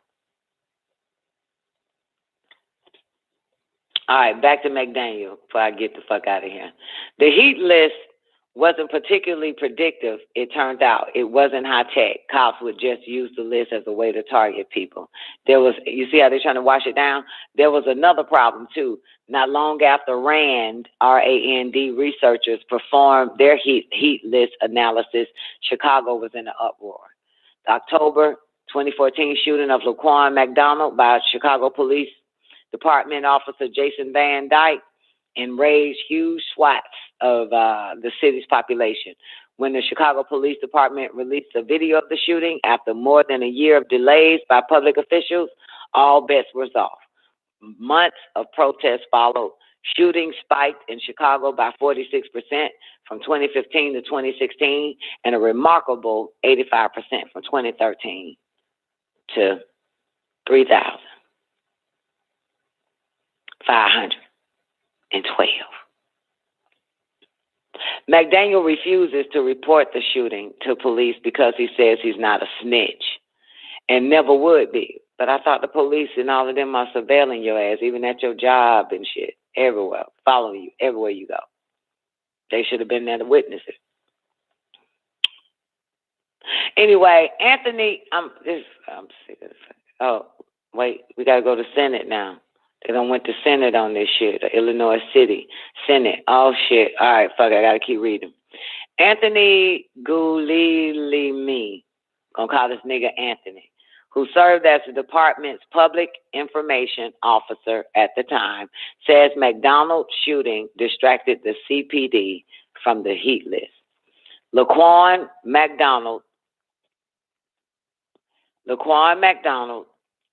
happened, and the city just turned into a war zone. Okay?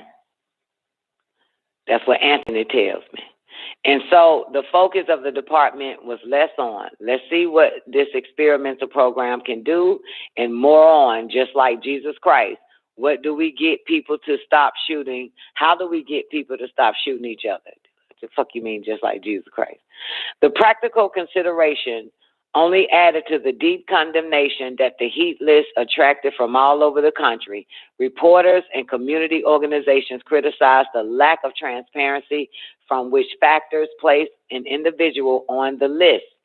Researchers questioned its efficacy, and civil rights groups wondered how damaging someone's inclusion on the list might be to their record. Okay, in a 2018 testimony to the Illinois Senate Committee on Public Health, Rachel Murphy, a staff attorney with the American Civil Liberties Union of Illinois, pointed out that someone's designation on the heat list was not limited to the Chicago Police Department officers and officials. It is also used by immigration officials. Remember, that's how they started it in the beginning. The predictive crime law was on the immigration. Get the fuck out of here. Anyway, it is also used by immigration officials in considering whether to grant a person's application for legal status, and by prosecutors in considering whether to enhance charges. A spot on the heat list could potentially get people deported or sent to prison for inappropriately long sentence. For the CDP, the heat list simply wasn't worth all the negative attention it attracted. Across the street, Los Angeles officials came to a similar conclusion. A report from the police commission in Los Angeles, a civilian panel charged with overseeing LAPD, criticized the department's person-based predictive policing program, saying that officers use inconsistent data to label people as chronic offenders. That only added to the scrutiny that LAPD's Operation Laser attracted. LAPD,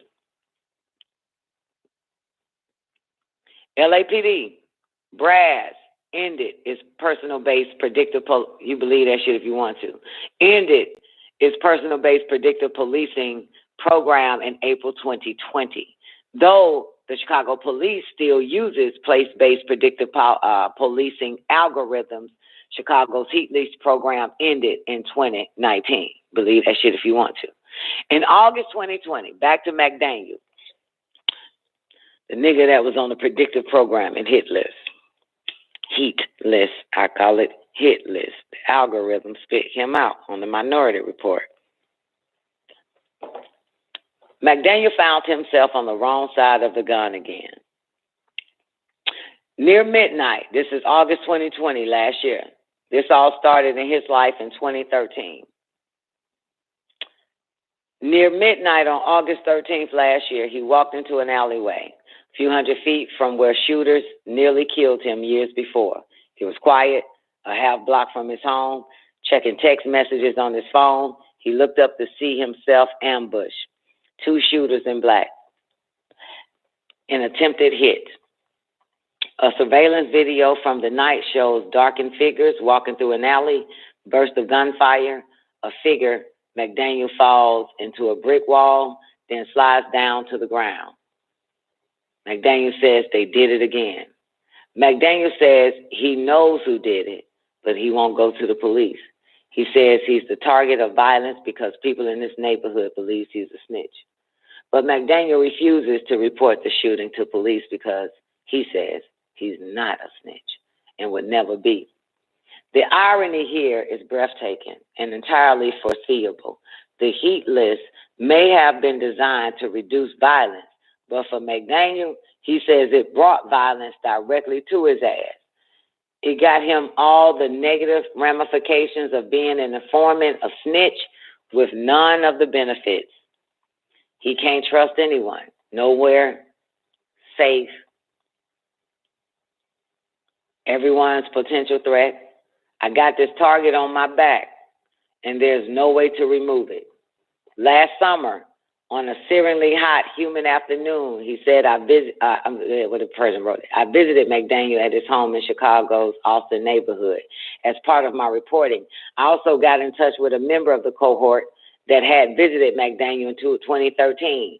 The officials who, in McDaniel's eyes, precipitated everything that followed. Charles Perry, who stood on McDaniel's porch all those years ago as a former prisoner who'd reemerged successfully into the general public, now devotes a significant chunk of his time, often without pay, to meeting up with violent and formerly violent offenders to discuss options for getting off the street, getting mental health and drug abuse help, and securing more standard forms of employment. Perry knows the peril these individuals face. When he was 23 years old, he was arrested and sentenced to 25 years in a federal penitentiary for conspiracy to distribute cocaine. Perry is now the director of community organizing at Westside Health Authority, which specializes in getting people out of violent circumstances. The 55-year-old is also an assistant football coach at a local high school. When I asked if he wanted to meet McDaniel again, he gladly agreed. The meeting between McDaniel and Perry was, in other words, a kind of reunion. When they saw each other again, McDaniel didn't recognize Perry, so Perry reintroduced himself, described his decades behind bars, and suggested that McDaniel might do well to let Perry help him find work or some kind of training in the trades. But McDaniel was having none of it. To McDaniel, the heat list and everything associated with it, including the offers of help, represent the system that placed him in danger, and more broadly, has done nothing to lift him out of his circumstances, only worsen them. Perry presented McDaniel with a partial hypothetical about the risk and reward of working within the system rather than abstaining from it. And he says, let's say you have $50,000 sitting there, that if you go for it, you might lose your life or end up behind bars. Or I come to you with an opportunity to get a job to make you can make $12 per hour. McDaniel said, I don't want it. He said and that nigga said, I'll take my chance to make the 50 grand. Okay, Perry said, that's your choice. No, it's not my choice, McDaniel said. Look at the reality of it. I got all these problems now. If I'm gonna be evicted from my home, if I got kids that don't eat, if I got a mother that's in here starving, if I got a daddy that's in jail, your $12 don't fix that. Perry circled back. But if you miss that 50,000 sting, your problems still exist, and you either dead or in jail. McDaniel says it's worth the gamble. McDaniel was unmoved, and Perry was late for practice. After Perry left, I sat with McDaniel to hear him out. McDaniel said, at his age, I agree with him. At my age, I can't. Why not? I asked. He done lived a majority of his life. He had his ups, he went to jail, he had his downs. So now you come home from jail and you just mellow out. That's cool. That's understandable. But do you hear what he's saying? He's building his system through their system. So to McDaniel, the system represents the circumstances and people and technology that landed him on the heat list in the first place. And he says, I just can't do that. I can't trust him. That's amazing. off of being a target on the Minority Report. That shit is amazing. This motherfucker there is fucking paranoid like a motherfucker now. You know what I'm saying? Off of that. Minority Report, y'all. It's been here. It been here, easy does it. That was a lot. I can't believe it took me goddamn an hour and 40-something. It took me an hour and 40-something minutes to read this bullshit. Well, let's go to bed, boys and girls. Take us a nap. Come back 9 o'clock tonight for Hot Damn Politics, goddammit. That was a lot right there. I don't even know how to fucking, that. Oh, you told people about that pre-crime law. Obama put in the building, baby. You know what I'm saying?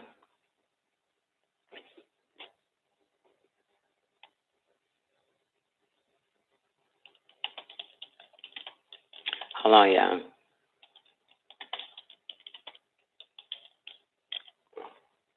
Okay, y'all want me to take y'all back to LA real quick so y'all can finish up with your Nipsey Hussle and them niggas on that pre-crime law bill. That's why they killed that nigga. I'm fucking drained. Felt like I'd been goddamn driving for goddamn 10 hours and I just pulled up in the driveway. I ain't reading that shit no more. Done. Now, listen though. The pre-crime law is also in Oklahoma. They're using algorithms. This is from klf/law.com. It's in Oklahoma. This article came out earlier this year. Police in Oklahoma are using algorithms to predict your behavior. Shall I? We went to LA, now Chicago, and then Chicago, and now Oklahoma. Shall I tell you about Oklahoma? Fucking Minority Report they got out. If Oklahoma police pulled you over in recent years, it may not be because you're a bad driver, or maybe you've noticed more police cars in your neighborhood. That may not be because more crimes are occurring. Police in your community could be using big data tools to identify hot spots and predict crime before it occurs. Predictive policing, also called intelligence-led policing, is one of the trendiest technologies in law enforcement today. Authorities say it's revolutionizing public safety. A growing chorus of critics, even those who once supported predictive policing, worry now that the computer algorithm designed to predict future crimes are being built on decades of junk data and entrenched human biases. Law enforcement agencies across the nation, including Oklahoma, are contracting with private companies to analyze sprawling government databases stuffed not just with details about serious offenders, but also oceans of other bits of information about everyday people. Powerful analytic software then generates lists of high-risk people and neighborhoods. Law enforcement and the courts have excitedly embraced these innovations, but do they actually improve public safety? From patrols to passwords, police once gathered intelligence by working sources and talking to residents, business owners, and local church leaders. Today, community patrols are being replaced by computer-driven research, vast databases, and powerful surveillance devices.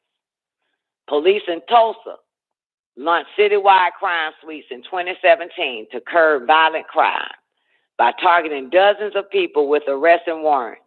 Despite the large dragnet, the operation only seized 4 pounds each of marijuana and methamphetamines. You didn't get shit. No matter.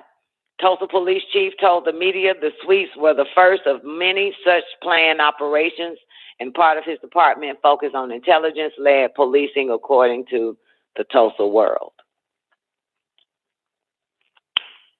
When machines learn bias. Y'all got to study this shit. Or you ain't got to. But pre-crime, babies. Minority Report. It's here. It's here. Some of us are the dumbasses, though. Meaning, we stupid. We don't know what the fuck we be talking about. And here the fuck it is. See, when that bitch nigga was president, 8, 9, 10. 2 years later, he put, probably 8 or 9, he put the pre-crime law, pre-crime law bill into place. And here we are, 2021. It's all over the fucking United States as well as the fucking world.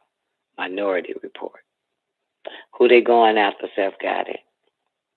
What does the name of the movie say? The title of the movie is Minority. It's targeting minorities. The report is on minorities. The Minority Report, motherfucker. Minority. So now we're watching it. LA, they targeted all them niggas that was fucking with, what's his name? Nipsey, on that area, in that city. Nipsey did an interview in 2013, said the police would just jump out, ask us our names, want our social security numbers, our phone numbers, and our addresses, and left. Took that shit. Throwing that shit right into the algorithm. Feed that shit to them. That's 2013, baby. You had a black-ass president that did this shit to you niggas, that let them motherfucking run rampant.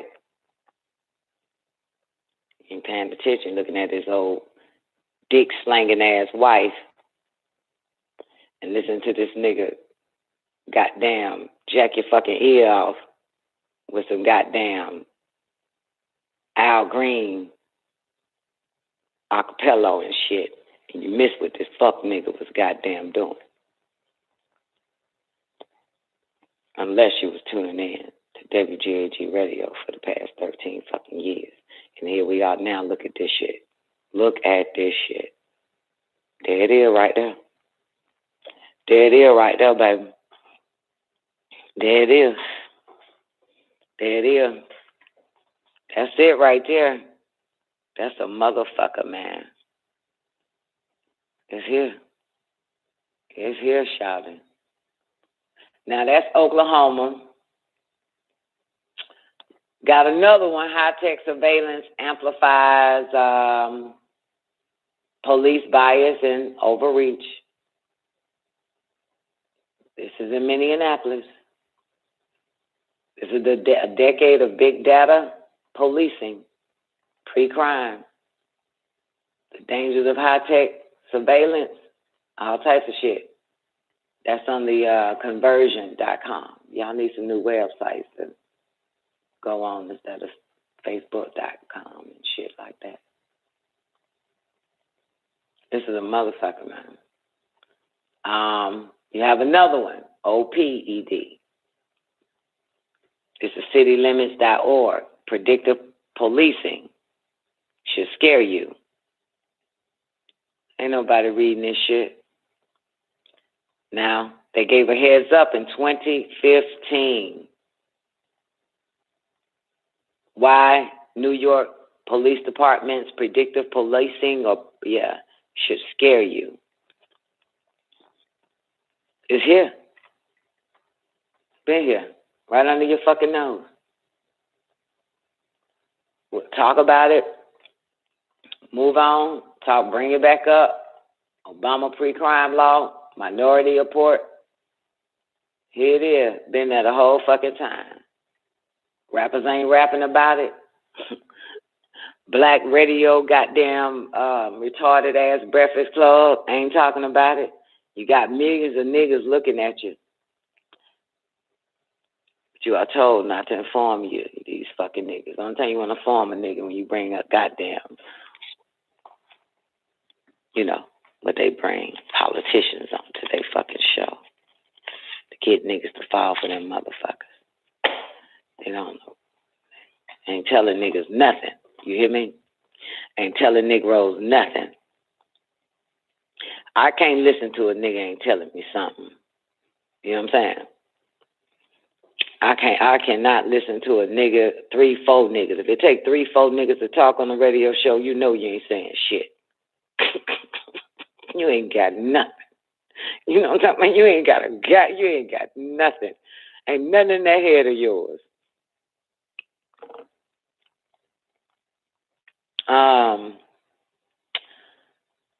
Well, you got China, Russia.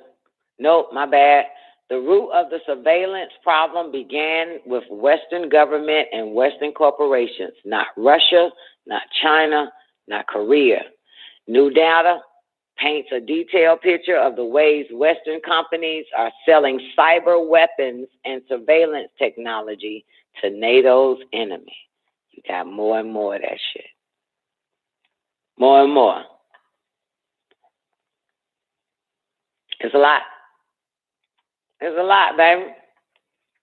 Boy, here's another one. What the data say about police brutality and racial bias and which reforms might work. I'm not clicking on them. Fuck a reform. All right. Now, Don Nicoleone posted from the WHO International site. Y'all know who WHO is, World Health Organization. Boys and girls. Number 3, and I'll read it. You don't get your kids out of school. An implied consent process by which parents are informed of imminent vaccinations through social mobilization and communication, sometimes including letters directly addressed to the parents. Subsequently, the physical presence of the child or adolescent with or without an accompanying parent at the vaccination session is considered to imply consent. Did y'all hear that? With or without. They're basically saying, for some of y'all can't understand that shit, the moment you drop your children off at school, that's you giving consent. They can do whatever they want to do with the motherfucker. This practice is based on the opt-out principle, and parents who do not consent to vaccinations are expected implicitly to take steps to ensure that their child or adolescent does not participate in the vaccination session. This may include not letting the child or adolescents attend school on the vaccination day if vaccine delivery occurs through school, but they do not tell your dumb ass. They're lying. They're fucking lying.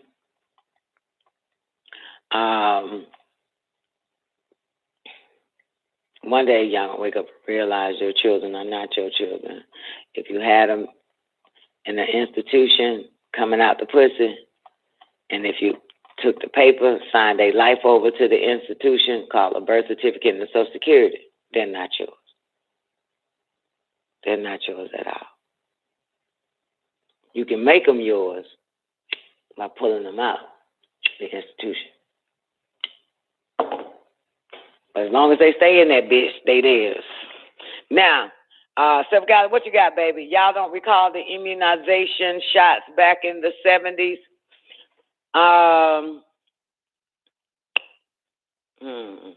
I know Steph got it. 90 seconds. As a matter of fact, a chick commented on Don's page.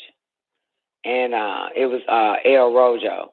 And she said, I remember in the 70s, in the grade school, they were giving us vax, a.k.a. booster shots. In some states, they were offering children money to get the vax. Not sure if they even need parents' consent. So, yes, parents need to pay attention. That was based on that. Pay attention. That ain't what I said. I said, get your fucking kids out there, shit. Pay attention to what? You ain't even in there. 60 seconds. The fuck else where your children in the building. Some goddamn way. How the fuck pay attention to what? If your ass ain't there, keeping an eye on your own fucking kids. fuck that fucking, I don't know why people are talking about so yes, parents need to goddamn be right there with their children. So they call themselves that, pay rent. And what they call themselves, pay rent. And then what they call them, pay rent. So yeah, but I don't remember any of that shit self-guided. You know what I'm saying? I don't remember that shit happening.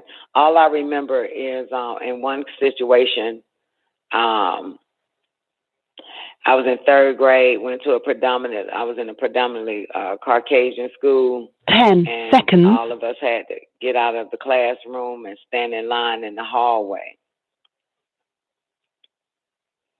And motherfuckers with gloves on and a goddamn popsicle stick in their fucking hand was going through with the popsicle stick children hair.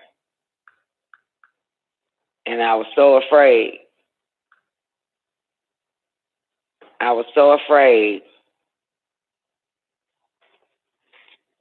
That, because during that time I was a child supermodel.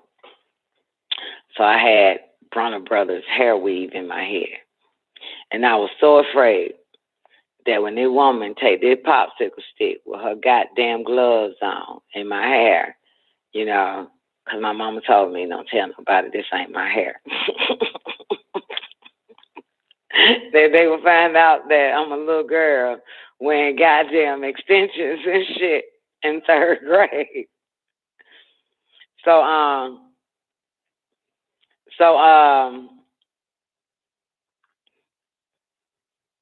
Yes, we are. So anyway, so interesting enough, what I tell you, I went to a predominantly white school, boys and girls. So when the lady finally got to me, she told me to step out of line and went to the next white child.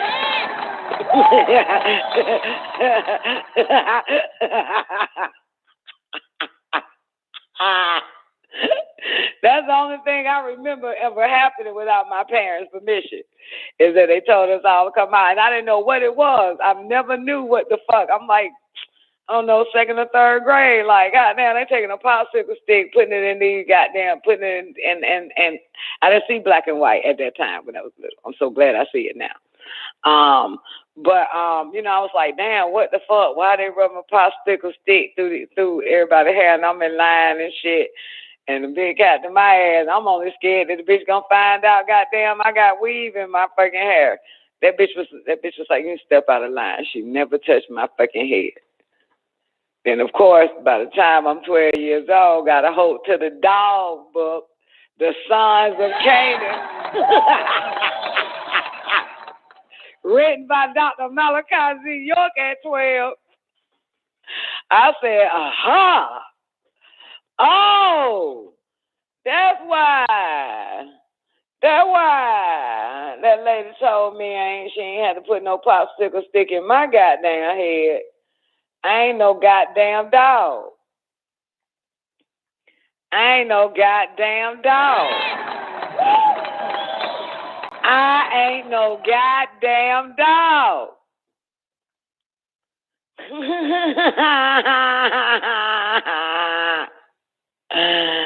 Oh, we.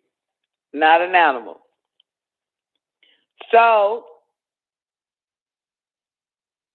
started reading more and more. Started reading more and more about melanin-enriched motherfuckers and the transparent pink people. Self-guided. I never knew there was a difference, but it all makes sense when the lady pulled me out of line. She didn't check me for ticks, lights. That's a big difference right there. That is one of the biggest difference that changed my life forever. You hear me? Changed my life forever. Changed my mentality forever. That's why it's important you give your children the dog book and the sons of Canaan. At least at 12 years old, so they'll know. They'll know don't lay with them motherfuckers. And if, in fact, they know and still choose to lay with them, then that's because at least they know. That's important. But to go in some shit and not know that that's a goddamn fucking animal you in love with, you like, you want to spend the rest of your fucking life with, to not know that, to not know what it is detrimental. To not know what it is. Remember, knowledge, you will perish for a lack of it. So will your children if you don't give it to them. One thing knowing, it's another thing not knowing. So I knew. I fucking knew. Hey, your confidence get boosted, don't it? Your confidence gets boosted. I'm sorry, still trying to figure out why goddamn niggas walking around this bitch with low self-esteem. Read that goddamn dog book and the Sons of Canaan, motherfucker. Your self-esteem will goddamn rise up. It'll stay harder than your dick will, I tell you that much. All right. Anyway. Well, look here, boys and girls. I got to get up out of here. I gotta get out of here now, goddammit. But look here. Oh, man. Oh, I got one more. I got to give you Biden before I get up out of here. And y'all get ready for hot damn politics tonight at 9. But you got a few things going on around this bitch. You got Matthew McConaughey. Listen, this nigga is fully vaccinated, but he refused to give his children the COVID-19 mRNA shots to his children. He refused to do that shit. So he drinks plenty of alcohol, takes a lot of shots, but he don't want his children. Kind of like a parent that does drugs, but don't want their children to do drugs.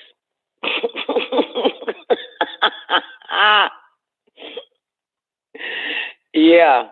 So I said this shit too with this COVID, with this shit for the babies. I said, man, when it was only dealing with old people, the COVID, when it was then, they dropped the age to motherfucker 45 and up, then dropped the age to 21 and up, then dropped it to 18 and up. Nobody said nothing. So everybody from 18 and up, they have no problem with whatever they saying about your age group.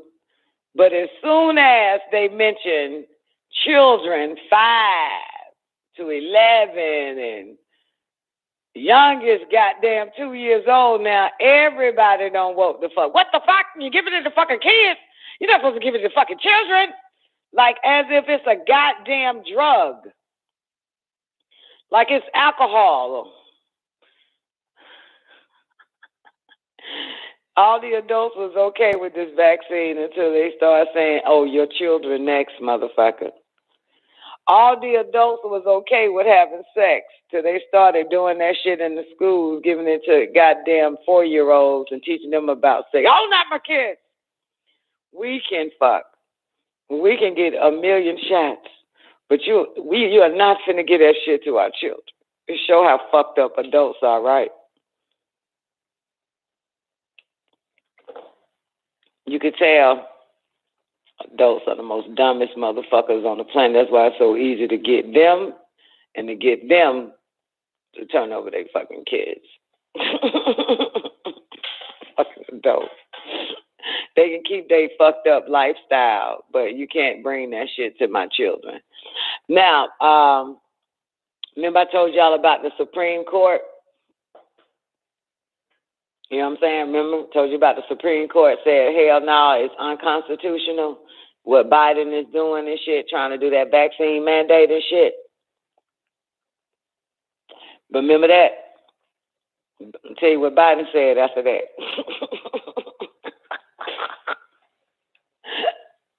Biden said, I don't give a fuck what the goddamn Supreme Court said.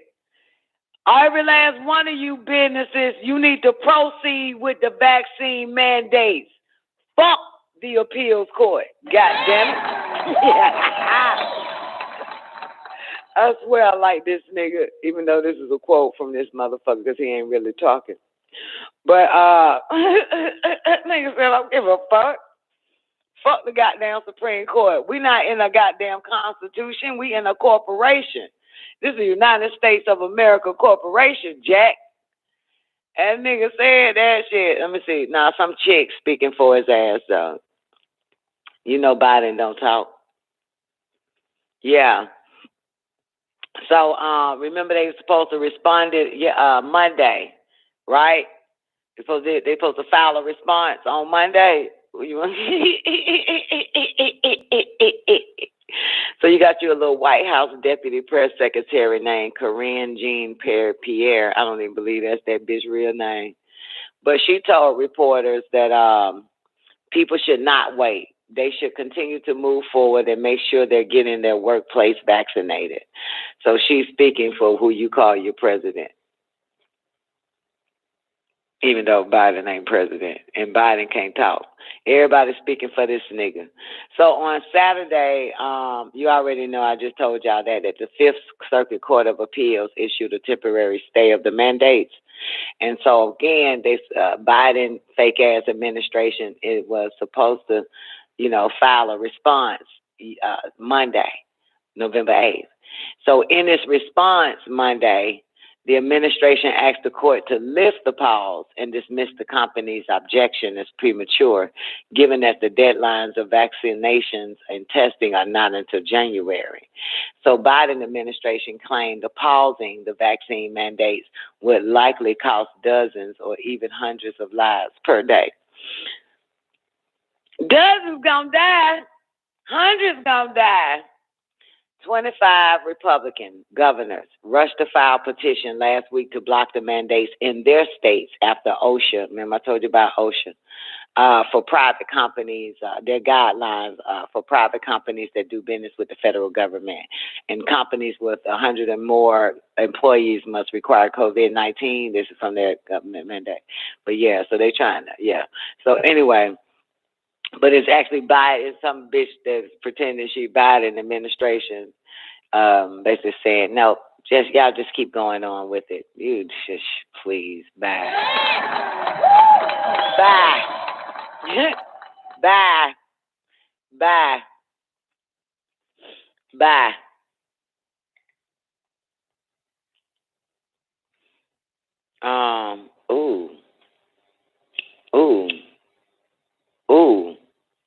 Wait a minute. Did y'all know that Don Lemon have a rape accuser? Wait a minute. I'm going to leave in a minute. Give me 2 more seconds. Let me tell you this one. Did y'all know anything about Don Lemon? Got a rape accuser. Anybody? Turns down 3 settlement offers. What the fuck? And it's a white man. Don Lemon's rape accuser reportedly turned down 3 settlements. Damn well ain't no nigga going around raping white men. Don Lemon's rape accuser, Dustin Heiss, reportedly turned down 3 settlement offers, including a recent offer of $500,000. On Monday, he appeared on the Megyn Kelly show, where he claimed the openly gay news anchor offered to pay him $500,000 to remain silent. His claims he was groped, how you say that shit, by Don Lemon at Merce Backstreet Tavern in July 2018. He filed a lawsuit against Lemon in a Suffolk County court in 2019. The lawsuit is still pending. Heiss, a white man, says he turned down the settlement offers because he's not after Lemon's money. Instead, he wants peace and an admission of guilt or an apology after allegedly being violated by the CNN newsroom live host. Heiss stopped short of calling Lemon an unrepentant narcissist who drunkenly fondleless men in bars, in gay bars. He go in that bitch and just walk around and pinch niggas' men penises as he walk through the bar. This isn't about me trying to get money. At this point, I just want my life back. I don't see any kind of settlement happening without an admission of guilt or an apology, but I seriously doubt his ego and pride that's going to happen. Y'all believe Don Lemon went around grabbing goddamn white men's penises? Y'all honestly believe this nigga done goddamn? You think this nigga done went to a bar and just started groping this goddamn white man? Said, come on home. What's wrong with you? What's wrong with you, D? Can't get it up. Get here. We in public. Stop touching my dick. Stop touching my dick. Anyway, I you know what? I can't do it. All right, y'all. Man of the hour starting early. Love y'all. Y'all have an awarding day. Don't forget the pre-crime law minority report has been here since Obama, and it's been all over this bitch. In California, LA, they used it on your boy Nipsey, Chicago, Oklahoma, all over this place, the pre-crime law bill. So they already have the minority report set. That's my time. I'm about this bitch. That ain't my time, but I gotta go. Y'all have an awarding day, and Man of the Hour is up next. And don't forget Hot Damn Politics tonight at 9 p.m. WGAG Radio. Peace. WEEKDAYS Radio.